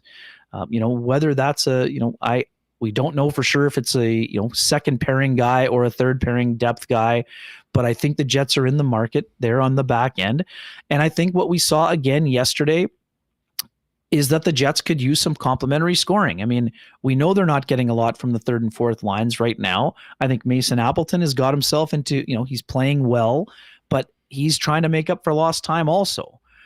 So I think they need more there. I still think Barbashev is probably one of the best fits. I mean, if the Jets can go out and get Ryan O'Reilly, absolutely go out and do that. But I think it's more likely they are able to get a guy like Barbashev. My colleague Elliot Friedman mentioned Jacob Chychrun. I mean, do I think he'd be a great fit for the Jets? Absolutely. But the price tag is very high, and the price tag obviously has not been met by the LA Kings, and people can say whatever they want. It seems like Bill Armstrong is still trying to drive up said price based on how the things have transpired since Sunday, and I don't blame him for that. Bill Armstrong is a first-time general manager at the NHL level. He has one of the most marketable assets on the market. He's been on the market for a year. I know he wants to maximize that asset. And Huss, people are going crazy. And this was brought up by my colleague Jeff Merrick this week. People went bananas about Joe Sakic before the Matt Duchene trade was made. This, to me, is a parallel to that. And people ripped Joe Sakic for almost 6 to 8 months. And by the time Joe Sakic was finished, he had put 2 organizations through the ringer and came out with the best player. So I think that's the playbook that Bill Armstrong is trying to follow. So will he be successful? I have no idea. Chychrun has some level of trade protection. Would he prefer to play with an American team? We don't know that for certain, but we do know. What is the trade protection? I think it's a partial, but I don't have that information right in front of me. There's a few teams that he can say no to. More often than not, that might be problematic. By the way, Remis, can you call the kitchen? We need a refill on the buffet. It's completely empty right now. Let's focus on the market right now because we are a couple weeks away from the trade deadline. And Ken, I was just mentioning, and all you need to do is look at the standings. Particularly, let's just focus on the Western Conference right now. And while the Winnipeg Jets are in a spot where I think they feel they've got a legitimate chance to make a serious push in the West, I would argue that there's 6 or 7 other teams that probably feel the same way. And it does seem like there's somewhat of a staring contest going on amongst NHL GMs. And the guys that are the sellers right now are waiting this out to see if they can continue to beef up the level of offers they've got before they actually pull a trigger. Do you think that when one deal happens, we'll see somewhat of a domino effect? Or will James Duthie and the gang be happy and everyone on Sportsnet because these deals are going to be closer to the third deadline, both because of cap implications for a lot of teams that are in that spot? The Winnipeg Jets aren't one of them, as well as teams trying to wait it out to get the best return for some pretty significant assets that they're willing to move. Yeah, bang on. And just thanks to the good folks at Cap Friendly, that modified no trade clause is a 10-team list, but it only goes into effect this summer. So no trade protection right now for Chychrun. Oh, beautiful. Yeah, so you're bang on there. And because so many teams are in LTI, more than half in the NHL, Huss. So that means it's complicated for most, and it means money in, money out. What have we been hearing about this is the classic for me. The Erik Karlsson to Edmonton. Like, the Oilers are having trouble running. Like, tonight they're going to run with a 20-man roster because they can't get the wiggle room with their salary cap. So how in the world are they going to fit between $7 and $9 million in a deal for one of the best defensemen in the NHL this year? I mean, I know there are ways to do it. It just seems like it's a more unlikely scenario. That's neither here nor there. The biggest thing for me, Huss, is this. And again, some folks might have a good chuckle about this. It reminds me of my 19-year-old year in the Manitoba Junior Hockey League. Darcy Pelche, one of the best players in the Manitoba MJHL with the Southeast Blades. All the best teams in the league were interested in his services. Our team in Winkler ended up getting Darcy Pelche. One, he helped our team. Two, he didn't go to the Winnipeg South Blues or the St. Boniface Saints. And to me now, Ryan O'Reilly is in a similar position. Everyone wants to get O'Reilly, whether it's the Jets or Vegas or Dallas or Colorado. Not only do you run the risk of not getting him, you run the risk of him being in the division and in the conference you play in, and him having a massive impact both for the team he is acquired by and the teams he is playing against. So I think I see O'Reilly being in that scenario. Barbashev to a degree as well, obviously a different type of player and different style. But O'Reilly, he's been linked now to, Colorado and to Dallas. And we know he would fit in perfectly with the Jets too, even though they're not necessarily in the center market.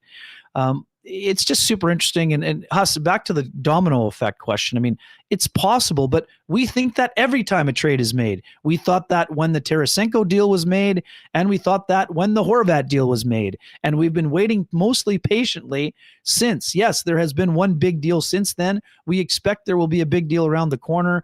But whether it's, Kevin Cheveldayoff, we know he's guarded, but one of the things that he says frequently is that most deals get made when there is a deadline attached to it.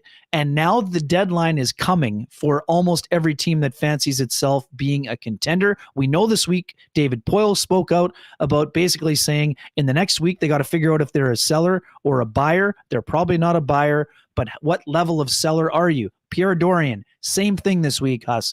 They're probably not doing a lot of buying in terms of giving up future assets, but they want to be in the market. So what that means for the Jets are in the market. How far into the market or how deep into the market they get, that's what we're trying to determine. And, is there some reluctance? I don't see reluctance. I see patience, but I do think the Jets are going to have to be a little bit more aggressive than some of their counterparts if they want to bring in an impact player. We know they can add around the edges and add around the periphery and still improve their team. But if you want to be in the Timo Meier sweepstakes or the Jacob Chychrun sweepstakes, you might need to quote unquote overpay and try to beat someone else to the punch when it comes to making your best offer earlier. Otherwise, you may run the risk of being left holding the bag, right? So it certainly seems like it's a seller's market right now, considering the amount of teams that are in, and I think that is a great challenge. Just before we go on O'Reilly, first of all, what do you think the cost would be for a team like the Jets or somebody else to acquire him? And if he came to the Jets, listen, I haven't really entertained this because I thought Adam Lowry had a hell of a great first half of the season, but it's hard to ignore the fact that he's gone 27 games without a goal, and the depth scoring on this Jets team has sort of dried up. Are we sure that they couldn't use a center that is as versatile as O'Reilly, and what that would do to listen, the options? It's not like Adam Lowry's not going to be playing, but it might be more a strict defensive role and a real shutdown line, and you could actually roll three lines that can score. Yeah, it's interesting for me. It's twofold. I mean, we've talked about Lowry, and some folks will be checking the receipts and saying, "Oh, well, I got ahead of myself." And you and I both thought he was on pace for 15, and he may not get to 15. He may get only to double digits and maybe to 12 to 14, whatever the number is. It's the last 20 games that have been the concern. I mean, listen, Yeah, the guy I mean- was awesome in the first half. A lot of those chances haven't seemed to be there over the last little while. And listen, you'll hope that it's just a slump and that it turns around. But I think Kevin Cheveldayoff right now has to acknowledge the fact that this has gone on for quite a while. And, that might be an area that, they could really use some help at if they could get a player that is one of those, quote, middle six guys. And it might give Rick Bowness some more options when we talk about how great a team could be if they're that deep down the middle. Yeah, and the thing for me is that O'Reilly has the versatility to go to the wing. He could also play on a line with Mark Scheifele and have Scheifele. Scheifele can play the offensive role. O'Reilly can be the defensive conscience. He can take the faceoffs too. You can say whatever you want about who's on the wing, who's at center. That's not relevant. If you play them together, you're probably getting a good result. So even if O'Reilly is acquired, I mean, could that mean Lowry goes to the wing or goes to fourth line center? It was not out of the realm of possibility. But Adam Lowry's other job, Huss, which remains important and he remains doing a good job at, is on the defensive side. So I don't see Lowry going into a fourth line role in terms of minutes. So I mean, O'Reilly would just help the Jets in so many ways. I think one of the other elements the Jets could use, they could use some, a player or two who has won the Stanley Cup, been to the top of the mountain. If a guy's won in junior or in the AHL, that's also a bonus also.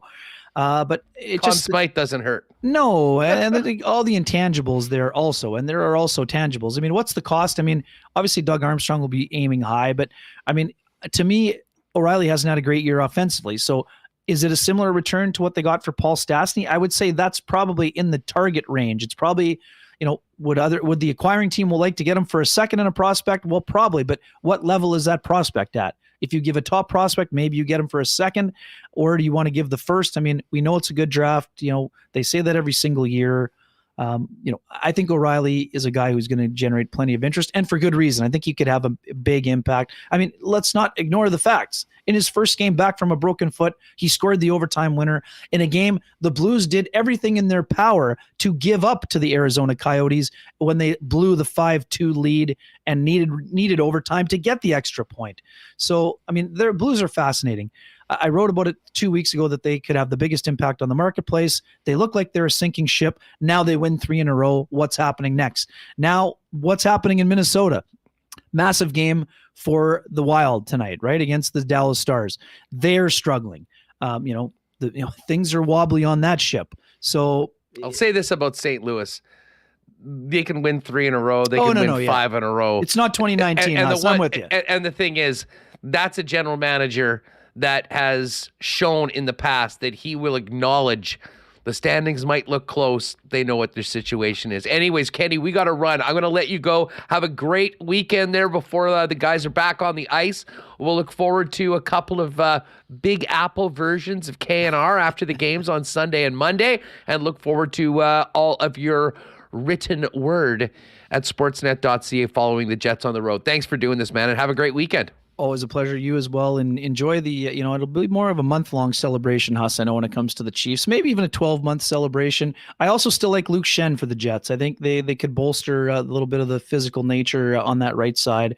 We'll talk more about that next week. Enjoy the chat with Hacksaw, and have a great weekend, man. You got it. Thanks so much. There's Kenny Wiebe on the road with Sportsnet.ca covering the Winnipeg Jets. Yes, Hacksaw is back. We're going to wrap NFL season. We've got marbles coming up. Don't go anywhere, folks. And of course, the Scotties begins tonight. I will hit that when we get to the Coolbet odds a little bit later on. And I can tell you that Reed Carruthers, who of course is representing Manitoba as a wild card at the Briar, and as well as the one of the premier teams as part of Team Princess Auto, going to join us next week, doing a little double duty, preparing for the Briar and coaching Carrie Anerson's Team Canada as they go for a 4th straight Scotties title. Of course, when we're talking curling on the show, we do it for Princess Auto, proud sponsor of the sport from coast to coast. And Princess Auto is where you'll find the best deals on the most unique assortment of tools and equipment around. Everything you need to complete the projects on your list or start something new is at Princess Auto. Pop by one of their 2 Winnipeg locations, Panet Road or Portage Avenue West, or shop online 24/7, 365 at princessauto.com. Our friends at Culligan Water have been the go-to experts as a locally owned family business for all things water and water services for over 65 years, serving our community. And they really do have everything you and your family need. Water softeners, filters, bottled water coolers, whole home systems, drinking water systems, not to mention citywide water delivery services and commercial and industrial water products and solutions. Culligan can help you out. Pop down and see them in person at 1200 Sargent Avenue, 694-5180. And check out all of their water products and services online as well at drinkculligan.com. And just before we bring in Lee Hacksaw Hamilton, a big cheers to our friends at Canadian Club. Of course, big news today for the Bombers. If you missed it off the top of the show, Showtime Sheed is back. Rasheed Bailey re-signing with the Bombers. And we're counting down the days to get back to IG Field, get a CC or a CC and ginger in a can, and enjoy some more Blue Bomber football. Of course, Canadian Club is the official sponsor and spirit of the Winnipeg Football Club. Pick it up this weekend when you pop in to your local Manitoba Liquor Marts. All right, one final time for NFL season. Let's get to Hacksaw's notebook and welcome in Lee Hacksaw Hamilton. Lee, I missed you last week, but I knew we had to have this conversation. To quote Andy Reid, how about those Chiefs? Hustler, nice to see you back. I will say this. You do have the championship trophy. You have a right to cheer. Go ahead. I will grant you the right to be a pompous-ass Chief fan. The offer expires at midnight tonight. Thank you very much. Hey, it was what a great game. Yeah, I'm interested in your thoughts on it. I mean, with someone without any skin in the game, I mean, we had two absolutely brilliant quarterbacking performances. And I mean, when I look back, I watched the game again a couple times this week. I mean, to me, two things stood out. The Chiefs, the performance of the Chiefs' offensive line, I don't think has gotten enough run. Maybe we focus so much on the offensive players. That offensive line performance was incredible. Some people will call it a no-show from the Philly defense that was so dominant all season long. And in the second half, the experience and brilliance of Andy Reid, Eric Bieniemy, and what they had learned about the Philly defense was exploited as well as anything I've seen before.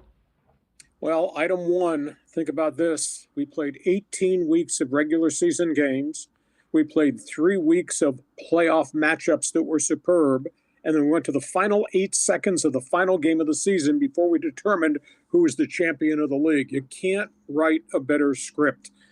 This side of the border, 113 million viewers. North of the border, 8.6 million Canadian. That's kind of equal to Stanley Cup numbers.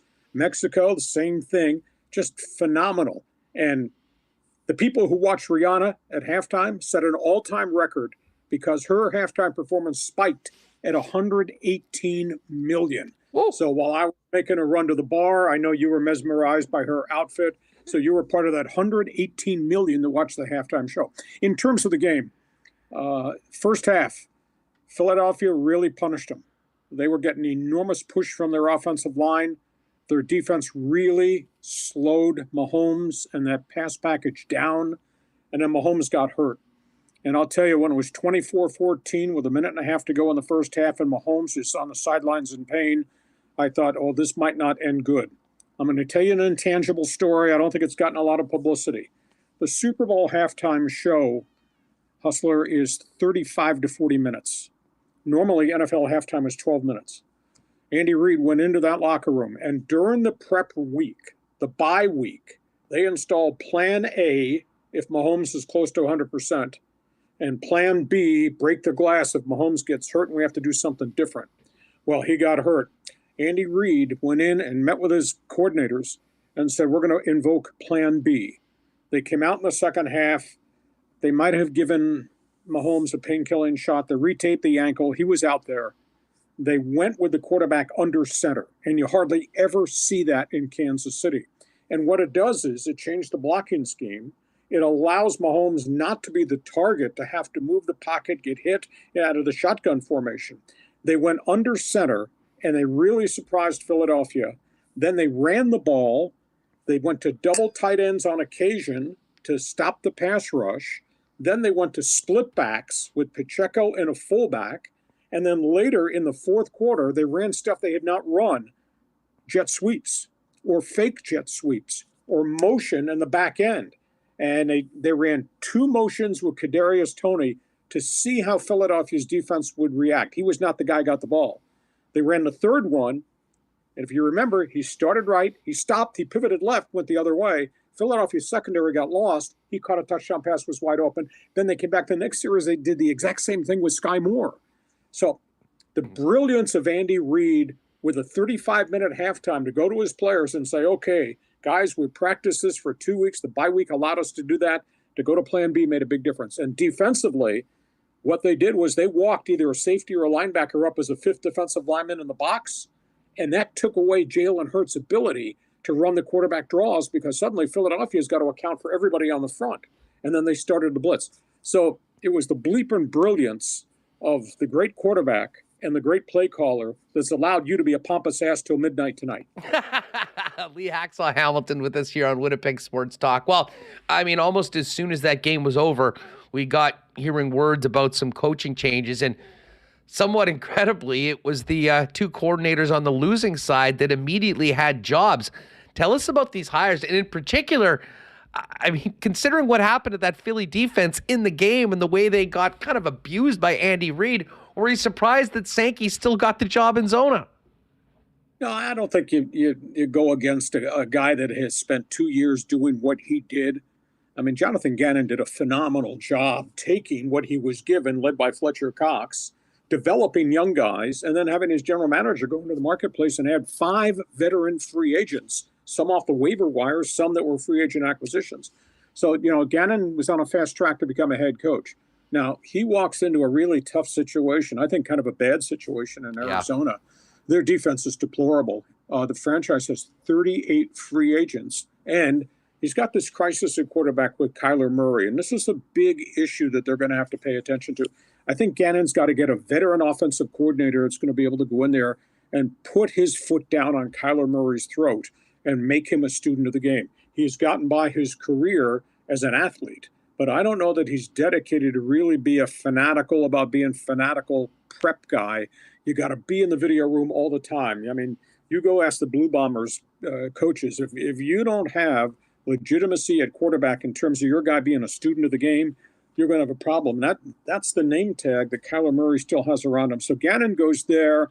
Obviously, Shane Steichen's been on a fast track. He was out here. He was a quarterback coach with the San Diego Chargers, had a great relationship, learned a lot from Phillip Rivers, and then obviously has moved when that staff got fired. But he wound up in Philadelphia, and he played an integral role in just the development of Jalen Hurts as a thrower. Jalen Hurts was a runner at Oklahoma and Alabama, and he threw occasionally, but boy, he became a big-time thrower in the NFL. So he winds up getting the Indianapolis job. That job's hard because they don't have a quarterback. They've gone through 5 starting quarterbacks in 5 years, all of them rentals. None of it really worked out, aside from Phillip Rivers, who got him to the playoffs that 1 year and then retired. So he's got that crisis, got to find a quarterback. He's got the other issue. A lot of their key players are coming off major surgeries, and you just never know. Their top lineman had surgery. Quentin Nelson, the running back, Jonathan Taylor, just had surgery. Their linebacker, Shaquille Leonard, has never recovered from the first back surgery, then had a second surgery for nerve damage in the neck area. So Steichen walks in a tough situation. The other 3 coaching jobs, just really briefly, we've talked about Sean Payton landing like a hurricane in Denver. Going to be fun to see in the coming weeks as free agency opens. Who gets attracted to go to Denver to complement everything that Sean Payton inherits? Frank Reich, I think, is going to do a really good job in Carolina. Desperately needs a quarterback. I think they're going to be in the mix for one of these free agent quarterbacks for certain because this guy is a bright light. He's got a good reputation. I think he got screwed in Indianapolis. And so, I just think when you go through the coaching changes, most everybody landed on their feet along the way. And Lee, I'll be intrigued to see. Let me make a quick comment. I'm intrigued to see what happens in Houston with DeMeco Ryans because he does inherit a good defense, and they got 2 high draft picks, so they're going to go get a quarterback, but they do need more skilled people on the offensive side of the football. So I think most of these guys are going to do a good job. A couple of guys have walked into really tough circumstances, though. Eric Bieniemy is just off of the parade in Kansas City. He's interviewing for the Washington Commanders offensive coordinator job with Ron Rivera. This is fascinating because he's a guy that's been up for head coaching jobs before. He hasn't got it. He's with Andy Reid, Patrick Mahomes. They're on the top of the world. Why is this happening, and what's the motivation for Bieniemy to potentially leave the Chiefs for what people would assume is a lateral move? Hustler, Andy Reid calls all the plays. Eric Bieniemy designs stuff. Eric Bieniemy works with the offense and makes recommendations.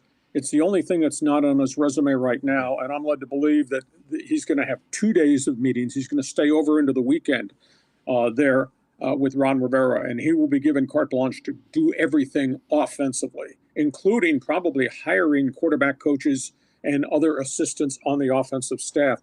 That's the last thing that he has yet to check off on what I think has been a star-studded resume. So it sounds weird to go from Super Bowl champion, quote, dynasty franchise to go to Washington, which has been a misfit franchise and has had a lot of quarterback problems. But Bieniemy must feel this is the only way he can get a head coaching job is take the next step and call all the plays. So if he gets this job, and I know Eric, I like Eric, I love him for what he did in the NFL as a player. A lot of people don't know that, he was married and he had kids. He didn't make a ton of money in the NFL. When he finally finished a 9-year run, Andrew, he went back to college. He took all of his money and he went back and finished his education at Colorado University and got his degrees and wound up getting into coaching there at a fairly young age. I just think he's a hell of a self-made guy. He's from out here on the West Coast in Los Angeles. But I think it's his time, and I think this is a step he has to make. And that'll be tough. Kansas City is going to promote Matt Nagy, their quarterback coach, I think, to replace Eric if Eric takes this job on the weekend, and I kind of think maybe he will. Hacksaw, as far as quarterbacks go, I mean, we've got Aaron Rodgers in the dark for 4 days, and he's going to come out and let us know what he's planning on doing. Derek Carr is now a free agent. Garoppolo, Lamar Jackson, you can touch on those guys. But starting off, the Senior Bowl was just these past few days, or the past couple of weeks, I should say. And I think it was Ian Rappaport reporting that he left that talking to a number of GMs, and multiple GMs told him they think the Chicago Bears may actually trade Justin Fields and use that number 1 pick overall on a quarterback. What are you hearing about that, and what do you make of that situation? Well, the Chicago situation is kind of barren. I mean, they just don't have a lot of talent. And that kid threw the ball fairly well, ran for tons of yards, and kept getting beat up. They don't have people around whoever the quarterback is going to be. I'd find that hard to believe because, granted, there's a cap figure that comes involved if you trade a number 1 pick like Justin Fields. They do have a lot of cap space. They may have the most cap space in the NFL. I'll have to go check that maybe by next week when we do our notebook segment.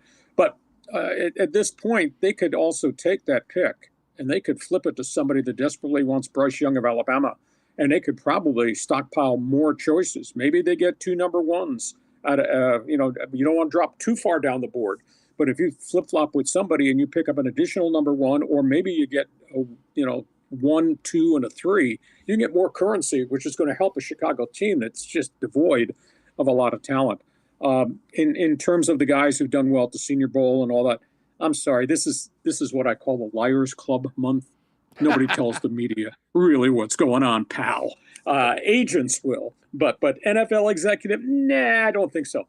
But we've got the quarterbacks, Derek Carr. It's a strange scenario the way it ended up so badly in Oakland, and that's the incompetence of Mark Davis. That franchise is in disarray. Carr is meeting with the Jets. I'm led to believe it's a 2-day meeting. It's going to go into the weekend. He's there at this moment as we speak. He's going to be first domino to fall because there's no compensation. He is a street free agent who can sign anywhere. It's not that he's got to wait for free agency to open. But I still think Washington might be in the mix. I think Carolina is going to be the next stopping off place because Frank Reich really needs a quarterback. And if he could get Carr, then he can use all the high picks that Carolina has to fill out the rest of his roster. So Carr will be the first one off the board. Jimmy G, connect the dots on this one. I mean, maybe this is far-fetched, but he started his career in New England with Josh McDaniels. And where is Josh McDaniels? In quarterback barren Las Vegas. That might happen. And, in terms of the college guys, Bryce Young will be the first one to go off the board. I think C.J. Stroud will go off the board second. His stock has dropped a little bit because he didn't have a good second half of the season at Ohio State when it was just on him to carry it after he lost all of his running backs. And the third quarterback to go is a kid out of Kentucky, Will Levis, and he's huge. He's like 6'4", 6'5", had a really good career at UK, but there's a lot of unknowns about him because he only did it for 1 year in college because he was a guy that was in and out of the transfer portal. So you got all that, and then you got the whole Lamar Jackson storyline, which is a different set of controversies because Baltimore wants him. Baltimore offered him 2 years guaranteed, big money, and then option years. Lamar Jackson, who negotiates for himself, said, I want a Deshaun Watson deal. I want all 5 years guaranteed. And the sentiment around the league is just because Cleveland did something stupid with Deshaun Watson, we're not going to do something stupid with any free agent in terms of a lifetime guarantee. That's got to solve itself, but Baltimore does want him. And I think it's complicated, Andrew, because Lamar Jackson reps himself. If you have an agent and it goes to the negotiating table and I'm negotiating with your agent, I can say, well, I like this about Hustler. I don't like this about Andrew, blah, blah, blah, blah. But if it's Lamar Jackson sitting across the table, you can't use the phrase, well, we made your career because we redesigned the offense to fit your strengths. And by the way, you keep getting hurt. You can't do that if the quarterback's negotiating on his own behalf. If you want to read a really funny story, read the Milwaukee Brewers baseball story with the ace of their pitching staff and what just happened in arbitration when he sat at the table and the Milwaukee Brewers told him, well, we didn't get to the playoffs last year. And he took it as, hey, I was 40-20 the last 2 seasons. And you're saying we didn't get to playoffs because I was 40-20? That's wrong. So you can't. That's Baltimore's got an issue there because they're not dealing with some agent that's the buffer to the quarterback.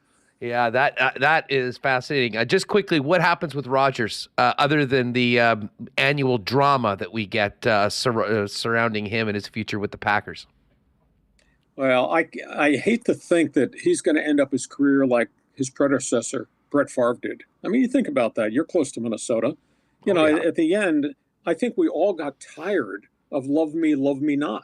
That's the way Brett Favre handled his business the last couple of years. Might stay and play, might leave and go somewhere else. Do you love me, etc. And he wound up going to the Jets and he wound up going to the Vikings, and it kind of besmirched his reputation at the end. I don't know why Rodgers would leave Green Bay. He's had a really good relationship with Matt LaFleur, the head coach. I mean, up until last year's injury-ravaged season, they were like 33-6 together. So why would he exit? And, the Jets want to give up a number one or something high to get Aaron Rodgers when they could just sign Derek Carr. And why does Rodgers want to leave and go somewhere, play for a different set of coaches, maybe a different system? I don't know. To me, it's weird. It's almost the psyche that he's making himself a martyr. He's not a martyr. He may be a Hall of Fame quarterback. Finish your career wearing the green and gold and leave it at that. Hacksaw, great stuff. Hey, do you know anything about the XFL coming up this weekend? I mean, I'm going to be looking at these lines. Who's your XFL favorite heading into this weekend? I hate to be mean. Don't know, don't care. Hey, Hustler, there's 2,800 guys under NFL contracts. So why would you get excited about spring football for player 2801, 02, 03, 04? Hardly any of those guys ever wind up in NFL camps. I just don't know that there's a necessity, as great as the NFL is and as much as it's followed. I don't know if there's a necessity for spring football. Spring XFL, USFL, Arena League. I know people need something to do on the weekends in the off season, but sorry, people want to watch and bet on football, and this is all we got right now, Hacksaw. Hey, I just, by the way, folks, if you haven't already, hit up LeeHacksawHamilton.com. The headlines, the most comprehensive rundown of everything happening in the world of sports. You won't get a better spot or a better 15 minutes anywhere on the net. And make sure to check out the new YouTube channel with Lee and some live video podcasts. Remis has it up right there. Hacksaw, thanks so much. Talk to you soon, and how about them Chiefs? I got till midnight. Till midnight, brother. It's always enjoy this. Love listening to Kenny talk NHL hockey. What a great insider he is, too, with lots of opinions. And we got free agency is about to start. We got rule changes that are coming. We do have the NFL draft. And obviously, because I pay attention to it down here, it might be the only one on this side of the border that does, NHL trading deadline, because there are going to be deals, and there are going to be more deals. There are going to be some deals with some big names, and might involve the Kings, might involve the Ducks too, in addition to everything that's going on north of the border. I love the NHL trading deadline day. Yeah, well, we got 2 weeks of all trade deadline talk all the time here, in addition to some pretty big hockey games for the local squad out in NYC this weekend. Hacksaw, have a great weekend. Thanks so much as always. We'll talk to you again. Take care, Hustler. Nice to be with you. There it is. LeeHacksawHamilton.com is the website. At Hacksaw1050 on Twitter. Great stuff. All right, folks, Friday afternoon, you know what's up. Marbles is open right now. I'm seeing many of you have already entered. If you're not paying attention to the chat, well, now is the time to do it. Get in there. ! Marbles to get in. We will drop them in a few minutes and see who our weekly winner is on Winnipeg Sports Talk.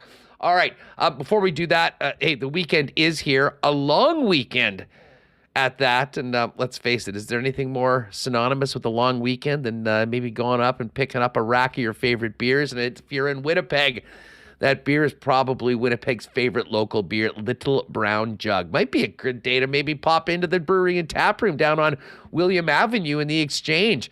If you can get down there, meet a couple pals, sample for yourself all the great offerings from Little Brown Jug, and take home your favorites.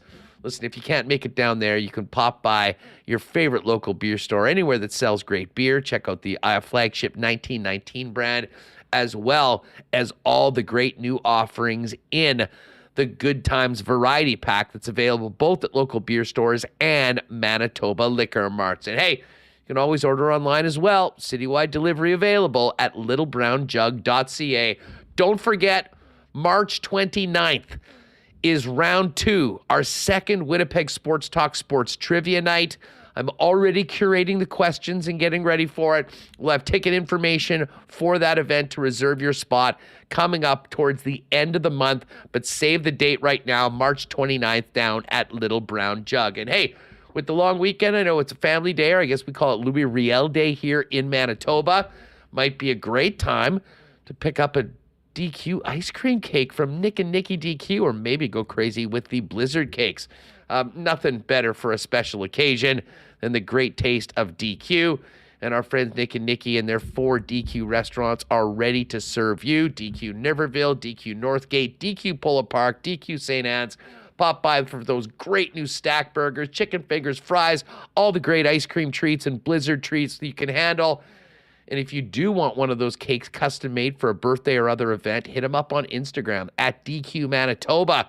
They'll get your order custom made for you for a quick and easy pickup at any of the 4 Nick and Nicky DQs. All right, Marble registration continues. We'll give you another couple minutes to do that. We'll get to the Coolbet lines in just a second, but let's get Michael Remis back in here. And, wow, Reem, I mean, I'm still fired up from Rasheed Bailey's signing that dropped right when we started off with the show. But this was a real beauty heading into a long weekend. This one will have some life heading into the Sunday night game.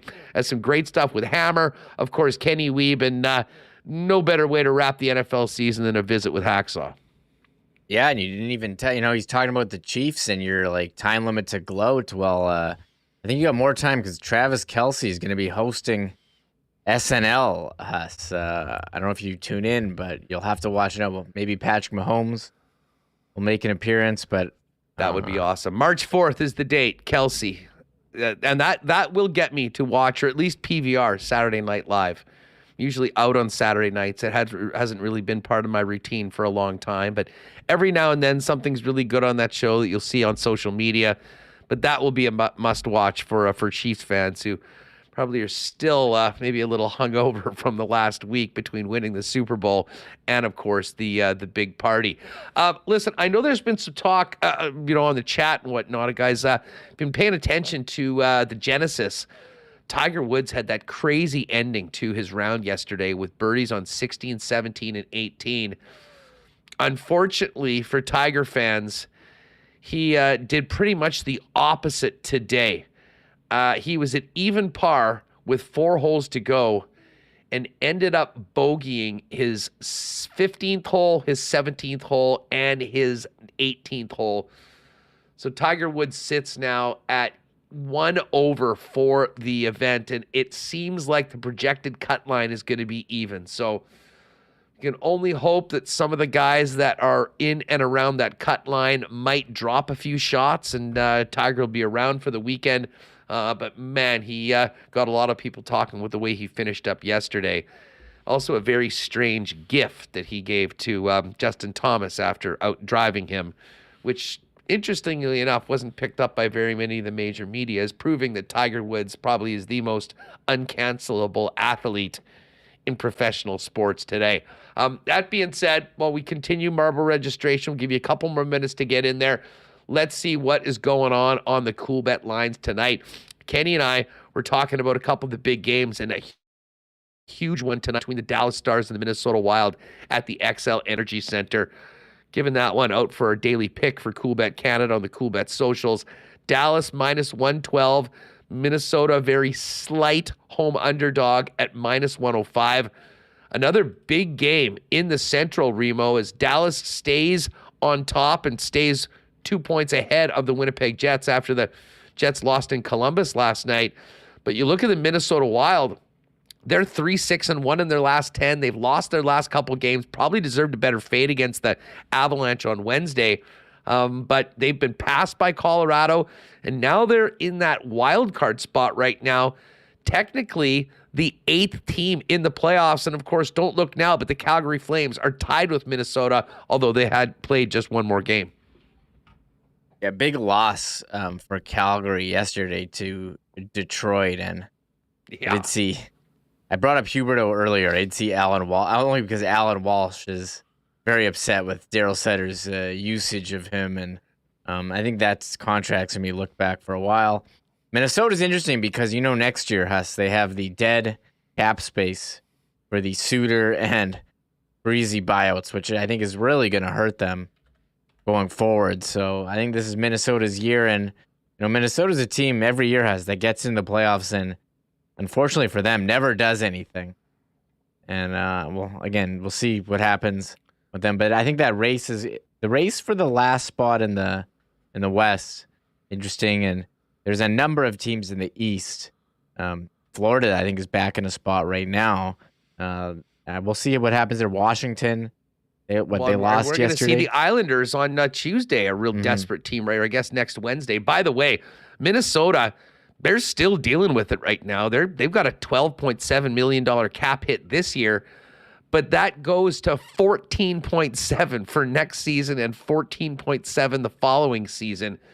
That's like $40 million, basically $48 million, pretty much 40 mil over the course of 3 seasons as the cost for buying out the Parise and Suter contracts. It's just crazy. And Suter's a serviceable player. He's playing a role in Dallas. I don't know if they really needed to do that, but I guess they just wanted him gone and wanted to turn over the roster. But I mean, in a league where everyone is up against the cap, to have $14.74 million in dead cap space seems not optimal.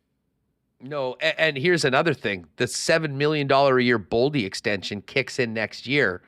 They'll have Reeves off the books. They'll have Freddie Gaudreau off the books. But they're also going to need to have some upgrades or some new contracts for guys like Sam Steele, who's making the league minimum right now. They will have Dumba go off the books. That's $6 million. And it sounds like Dumba could potentially even be available at the deadline.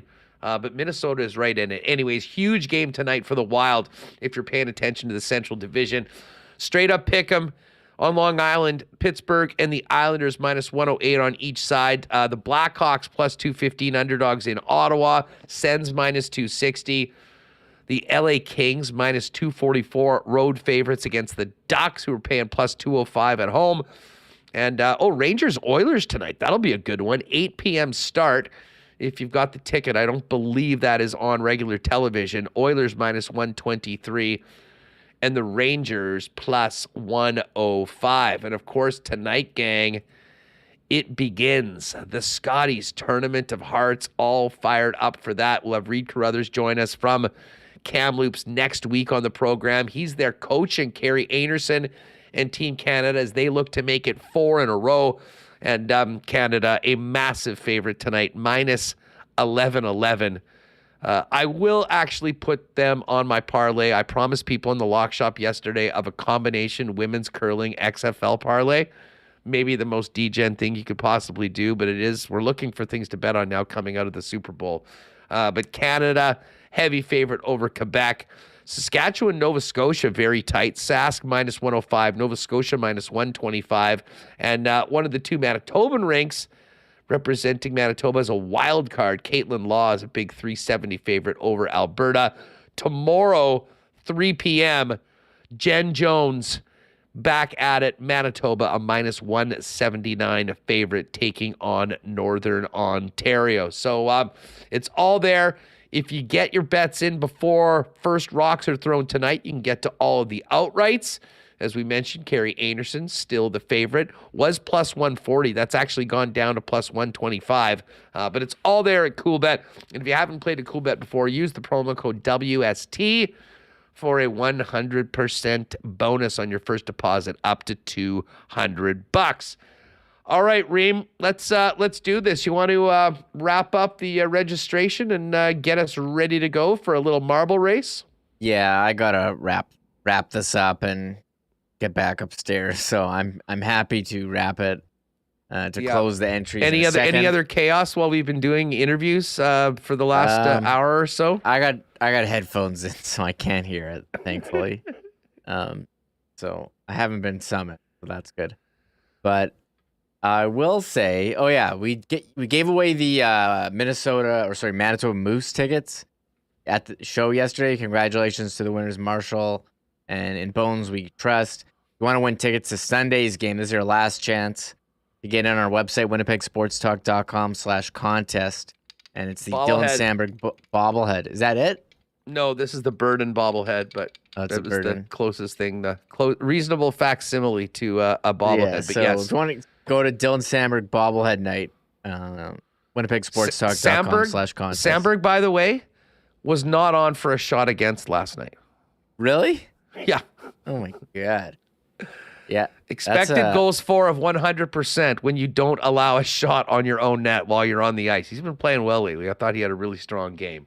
So there we go. Exclamation mark marbles. Remo's going to be, yes, he's been booted. Did we have some trolls today? Someone got the shooting star two press? guys. We think it's the same guy just coming in and just saying stuff like to piss everyone off. Just There's like, always that guy. CFL sucks. They couldn't hold the NFL's jock. Winnipeg, get a city with an airport. The Jets are going to move in 5 years. That's my impression of a troll. The Royal Winnipeg Ballet sucks. I tossed him for that one. Like, just... Beat it, trolls. You're going to have to deal with... familiar with the Royal Rumble? Getting thrown out. Hey, by the way, while you get this ready... for you WWE fans, huge event tomorrow in Montreal. Sami Zayn, Montreal's own, going up against Roman Reigns in the Elimination Chamber. I'm not sure what else is on it, but I've kind of mentioned this before for people that even casually watch it. That Bloodline storyline with Zayn and Roman and the Usos, maybe the best story that they've had in wrestling in years.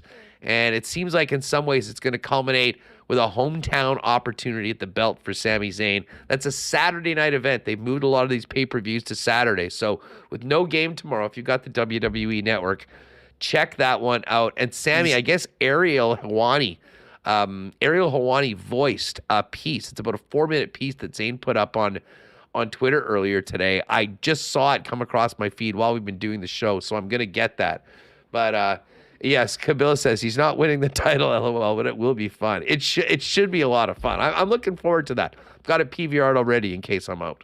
I'll watch that. And do you see Sami Zayn rip pucks at the Canadiens game as well? They put him in like accuracy. I mean, I thought he had a good shot. He just couldn't really aim it. So, I mean, we had Canadian wrestlers like growing up. And nice to see the tradition continue with Sami Zayn and Kevin Owens. And Bruce then, of Boudreaux's course, Jericho. best friend.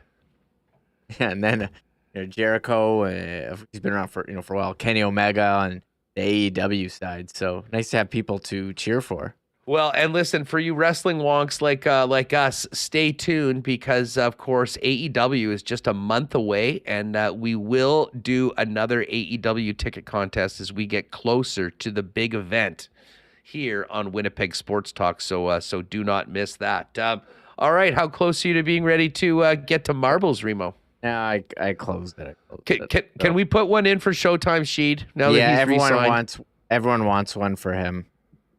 I'll tell you who else.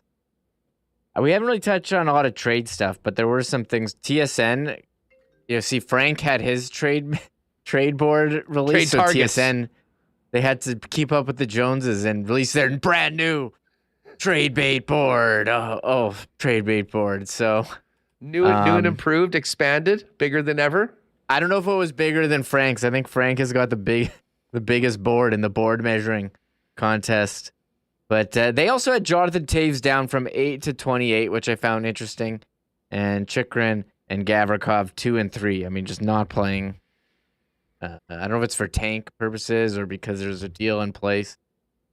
But how do you not have it higher than them? Carlson, the biggest riser on the TSN trade bait board. Timo Meyer still number 1, Chikrin number 2, Gavrikov number 3. O'Reilly and Barbashev, the St. Louis combo at 4 and 5, and then there's Erik Karlsson at number 6. Other guys in the top 10 include Tyler Bertuzzi, Patrick Kane, Jake McCabe, and our old buddy Cooley, Dmitry Kulikov, coming in at 10 on the TSN trade bait board. Okay, over under. How many guys from St. Louis get traded? Like 4.5, including Tarasenko. Did they do 3 more? I think so. 2 more for sure. We've heard that like Colton Parayko's 15 on this list. But I mean, he's got a $6.5 million cap hit for 7 more years. I'm not holding my breath on him going anywhere. He's got a nuts contract. People are saying in chat, like for the Jets to add a defense. Like, how do the Jets fit? They have all their defensemen are signed for like the next 2 years. Like, they don't have any spots. So I don't know how the Jets would get a deal unless they're trading someone out. But like, well, either that or a guy on an expiring contract. Yeah, well, that's true. And that's the thing with Gavrikov. Like a guy like Gavrikov is an expiring contract, so you're not necessarily committed beyond. And by the way, SK in chat right now. Yeah, be very happy to know Karl Vejmelka up to 20 on the trade bait board. And who was it? Who's their backup? Connor Ingram. Connor Ingram, 47 save shutout the other day, beating the Tampa Bay Lightning in a shootout. Imagine that. Any 0-0 tie involving the Coyotes might have been a tough watch. But anyways, you can check that out. The latest lists are up. Frank's over at Daily Faceoff, and TSN's obviously over at tsn.ca. I'll say that any Coyotes game is a tough watch with that horrible camera angle in Mullet Arena. Like, I feel like it's not NHL caliber camera angle. It's terrible. So I've watched some Coyotes games this year because you take whoever is playing against them in DraftKings. But like that camera angle, I feel like I'm watching like my own game on Live Barn with that thing. Oh, a quick update on the Genesis. Killer Keith Mitchell 9 under par, Morikawa 8 under par. John Rahm and Max Homa just kind of getting out. They had those great first rounds there at -7. And Rory McIlroy, 6 under par after shooting a very nice 69 today.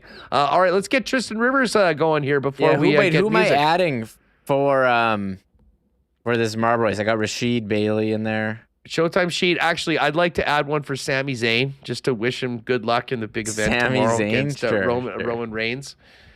Did Kenny Lawler get one yet?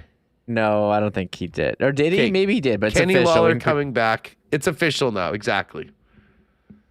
And people want Piper to get one. Let's give one for Kyle Walters. I'd like to give one for Kyle Walters. I mean, the gift of not only getting it done, but having it drop right as we started with the show.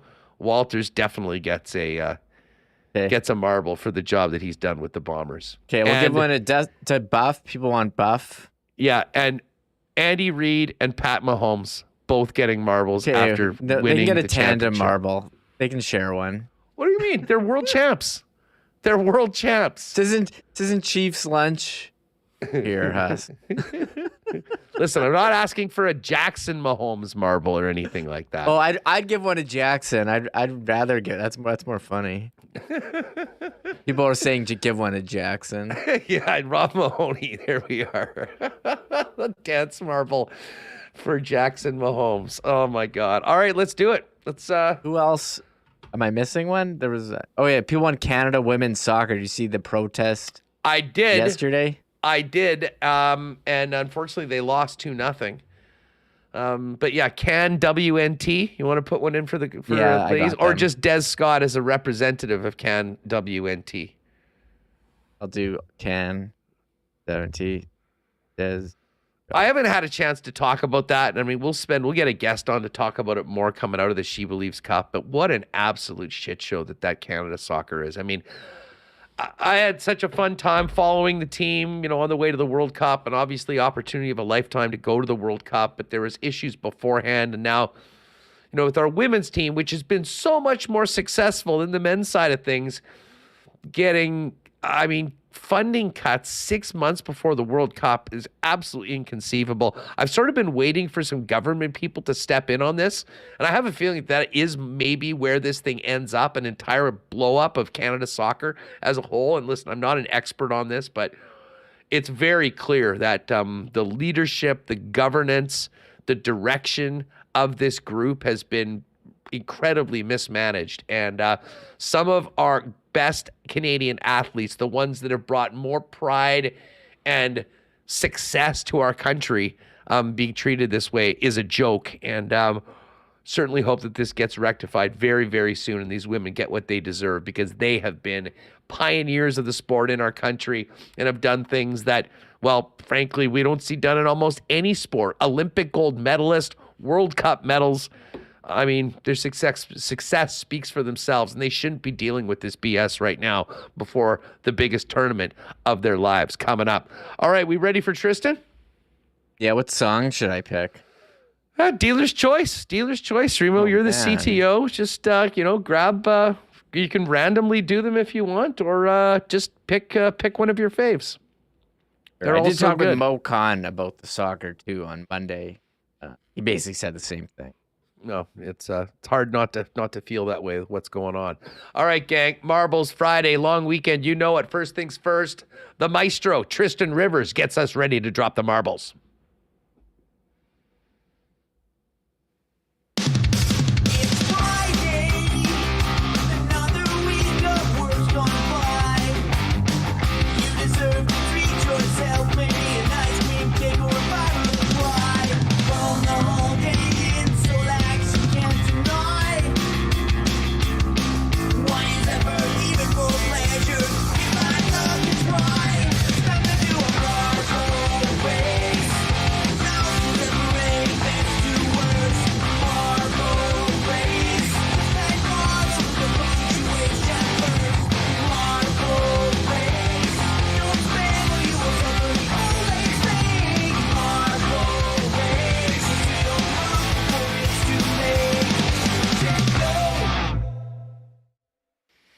Right on. One of the great Christmas versions during the 12 Days of Marbles, the Tournament of Champions. I think that was the Green Day one? Yeah, it was the Green Day one, Huss. Excellent. Anyways, Tristan Rivers, the GOAT, here in the Winnipeg digital sports scene right now. All right, where are we looking at tonight? What do you want? Which one do you want to do, Huss? Have we done Mountain Pass before?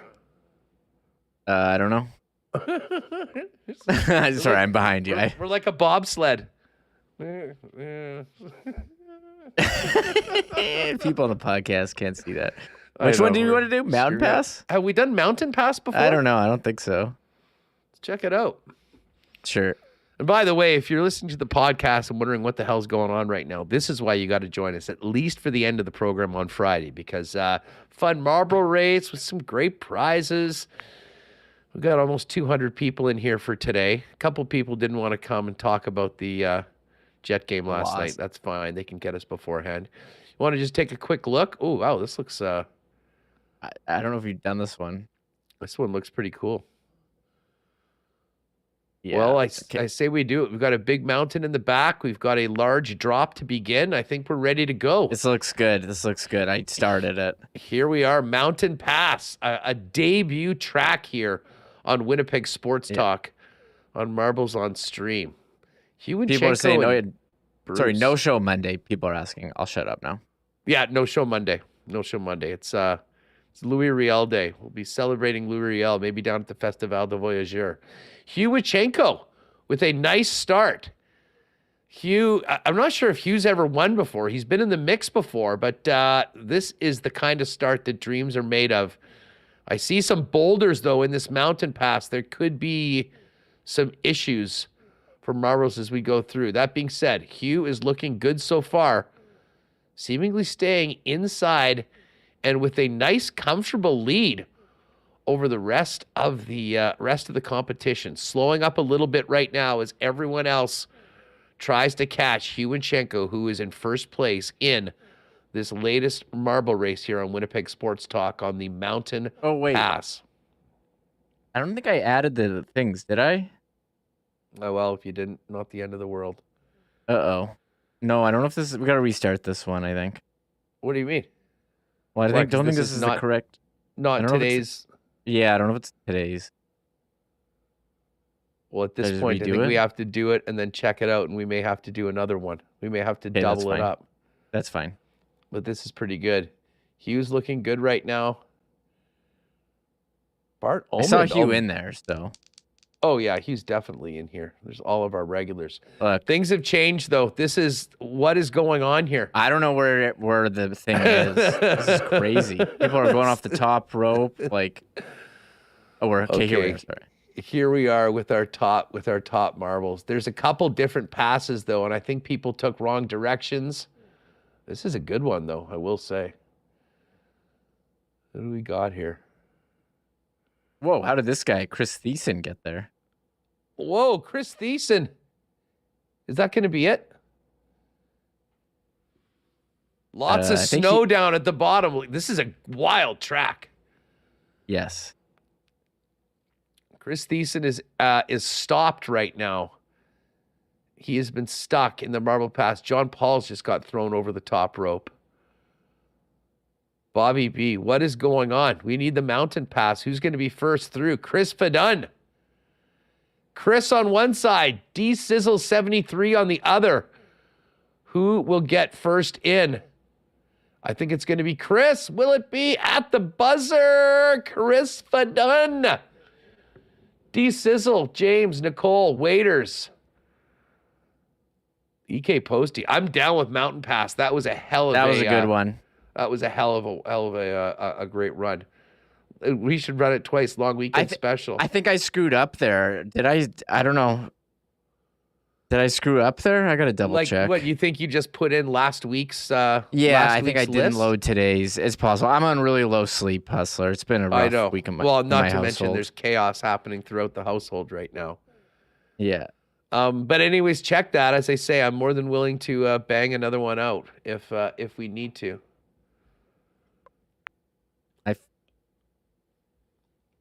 I got to double check.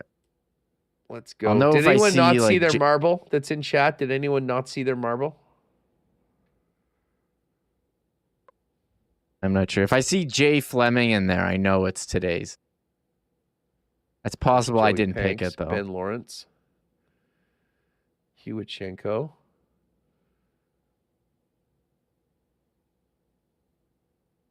Who won again? Yeah, I think this is last week's.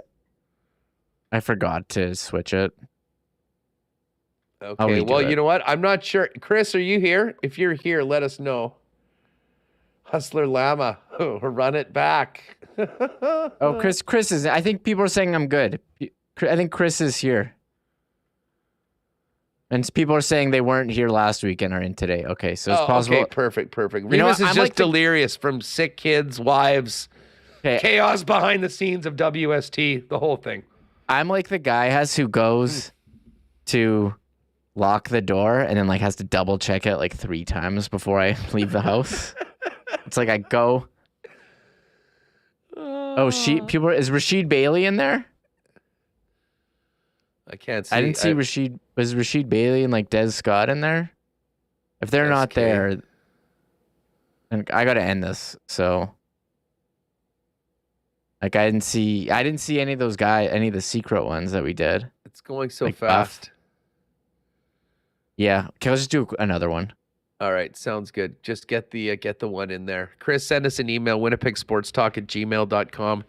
If we have your size, we'll hook you up. If not, we'll figure something else out. We'll be getting some more as we get closer into the spring. Schickster, yes, we can. This is what we do for you folks. We run an extra marble race going into the long weekend. Yeah, that wasn't partly that was due last to week's. due to a pilot Sorry, error. that was will. user error. We'll just do another one.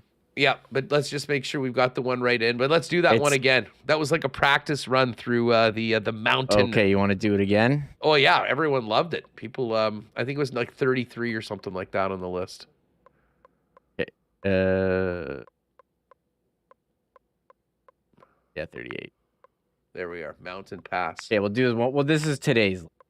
Yeah. This is the correct Are one. you sure? Is it the same number of players? No, so I just put in the number. I put in the correct number of players. I just didn't. I Okay, just gotcha. didn't load the list. Okay, perfect. As long I as don't we're need- good to go. All And right. now this is the. Okay, this is our official heading into the long weekend marble race. Our first ever double time on the same track. Everyone, I think you've had a good chance to see it. Here we go. Good luck to everyone. I think this is going to become one of the favorite tracks right now because everything, there was so many lead changes. People were up, people were down. Bruce with a heck of a nice start. Problem is for me, it gets so pixelated on my screen in here. I have a hard time reading who's in first. But let's see if Tyson we can see. Ducharme. Oh, Tice, Big T. Tyson, I might be making an appearance out in God's country this weekend. T-Kona, the discussions are ongoing with some of the fellas. I'll let you know if we're out there. T-Kona Pauly, you too. By the way, T-Kona Pauly, send me a DM. We need to confirm our bet, our double up from the Super Bowl for the Scotties. All right, who we got here? Tyson Gave him your Ducharme. email, and he uses Instagram, not Twitter. So Well, whatever. I got Instagram. Send me an Insta DM. I'm Hustlerama on Instagram as well. By the way, you can follow me on Instagram. Some great stuff from the last couple of weeks. All right. What do we got here? Is that Tyson in first? no XX Revolution's in there. Ooh, XX Rev. And I'm trying to figure out where who was it who got first? It was way ahead of everyone in the last one. Chris Fedot. There's a couple spots where you can go one way or the other and Oh yeah, they're getting launched. launched. Oh, someone got launched and fell down into the bottom part. Who is that? Gary. Yeah, Gary. Gary was getting launched and actually fell into the track. Can anybody catch Gary? Will Gary get stopped up? Does not look that way unless he gets thrown out. No, this is going to be Gary's to lose right now unless Jamaica Me Crazy or NBHA ball hockey can somehow come in. Gary Labossiere with the miracle drop into a lower level of the track. Uh-oh. This is what happened last time, though. A lot of guys getting stuck on the wall. Lyndon Radichenka looking good. Caitlin Vonnegrad over the top rope. Nelson Fernandez coming up. Rob Wright. Who's it going to be? All sorts of mountain shrapnel here. Rob Wright got through. Rob Wright. Kitty Pup. Jano. T. Will going over the top rope. No, Rob Wright's in the driver's seat. Will Rob get stopped? No, Rob will win. First time winner, Rob Wright. Marilee, did he win? second. Todd M. James, Tackleberry, Dan Jets fan, and Fran, Evan Hunter. Is that Kabilis ninth today? Now when all these marbles get in there, it gets pretty sketchy. Rob Wright. To be honest, Rob Wright won last week when you weren't here. Come on. Yeah. Well, that's perfect. We're running low on hoodies anyway, so we'll just give him a special hoodie. Not that we have one. So back to back. That's amazing. Just did back to back. Yeah, he did back to back. Rob Wright, an all-time Marbles performance. Well, early on the power poll of Marbles players so far in 2023, Rob Wright certainly at the top of the list. All right, everyone.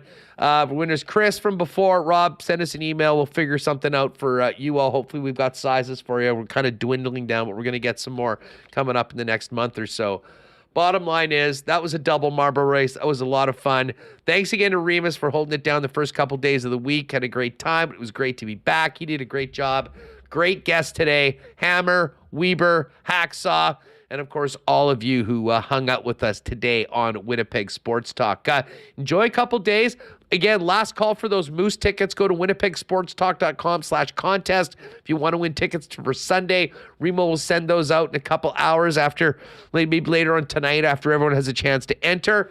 And otherwise, we'll be off on Monday. Enjoy the long weekend. Enjoy the game Saturday or Sunday and Monday. Big Tuesday show to break it all down for a busy weekend for the Winnipeg Jets and the Manitoba Moose. For Michael Remis, I'm Andrew Paterson. Thanks to all of our sponsors. Thanks to you for making us a part of your day. Enjoy the weekend. We'll see you Tuesday. We're out. Oh, my God. Oh! Shut it down. Let's go home. Thanks for tuning in to Winnipeg Sports Talk Daily. Make sure to subscribe on YouTube and your favorite podcast feed at winnipegsportstalk.com.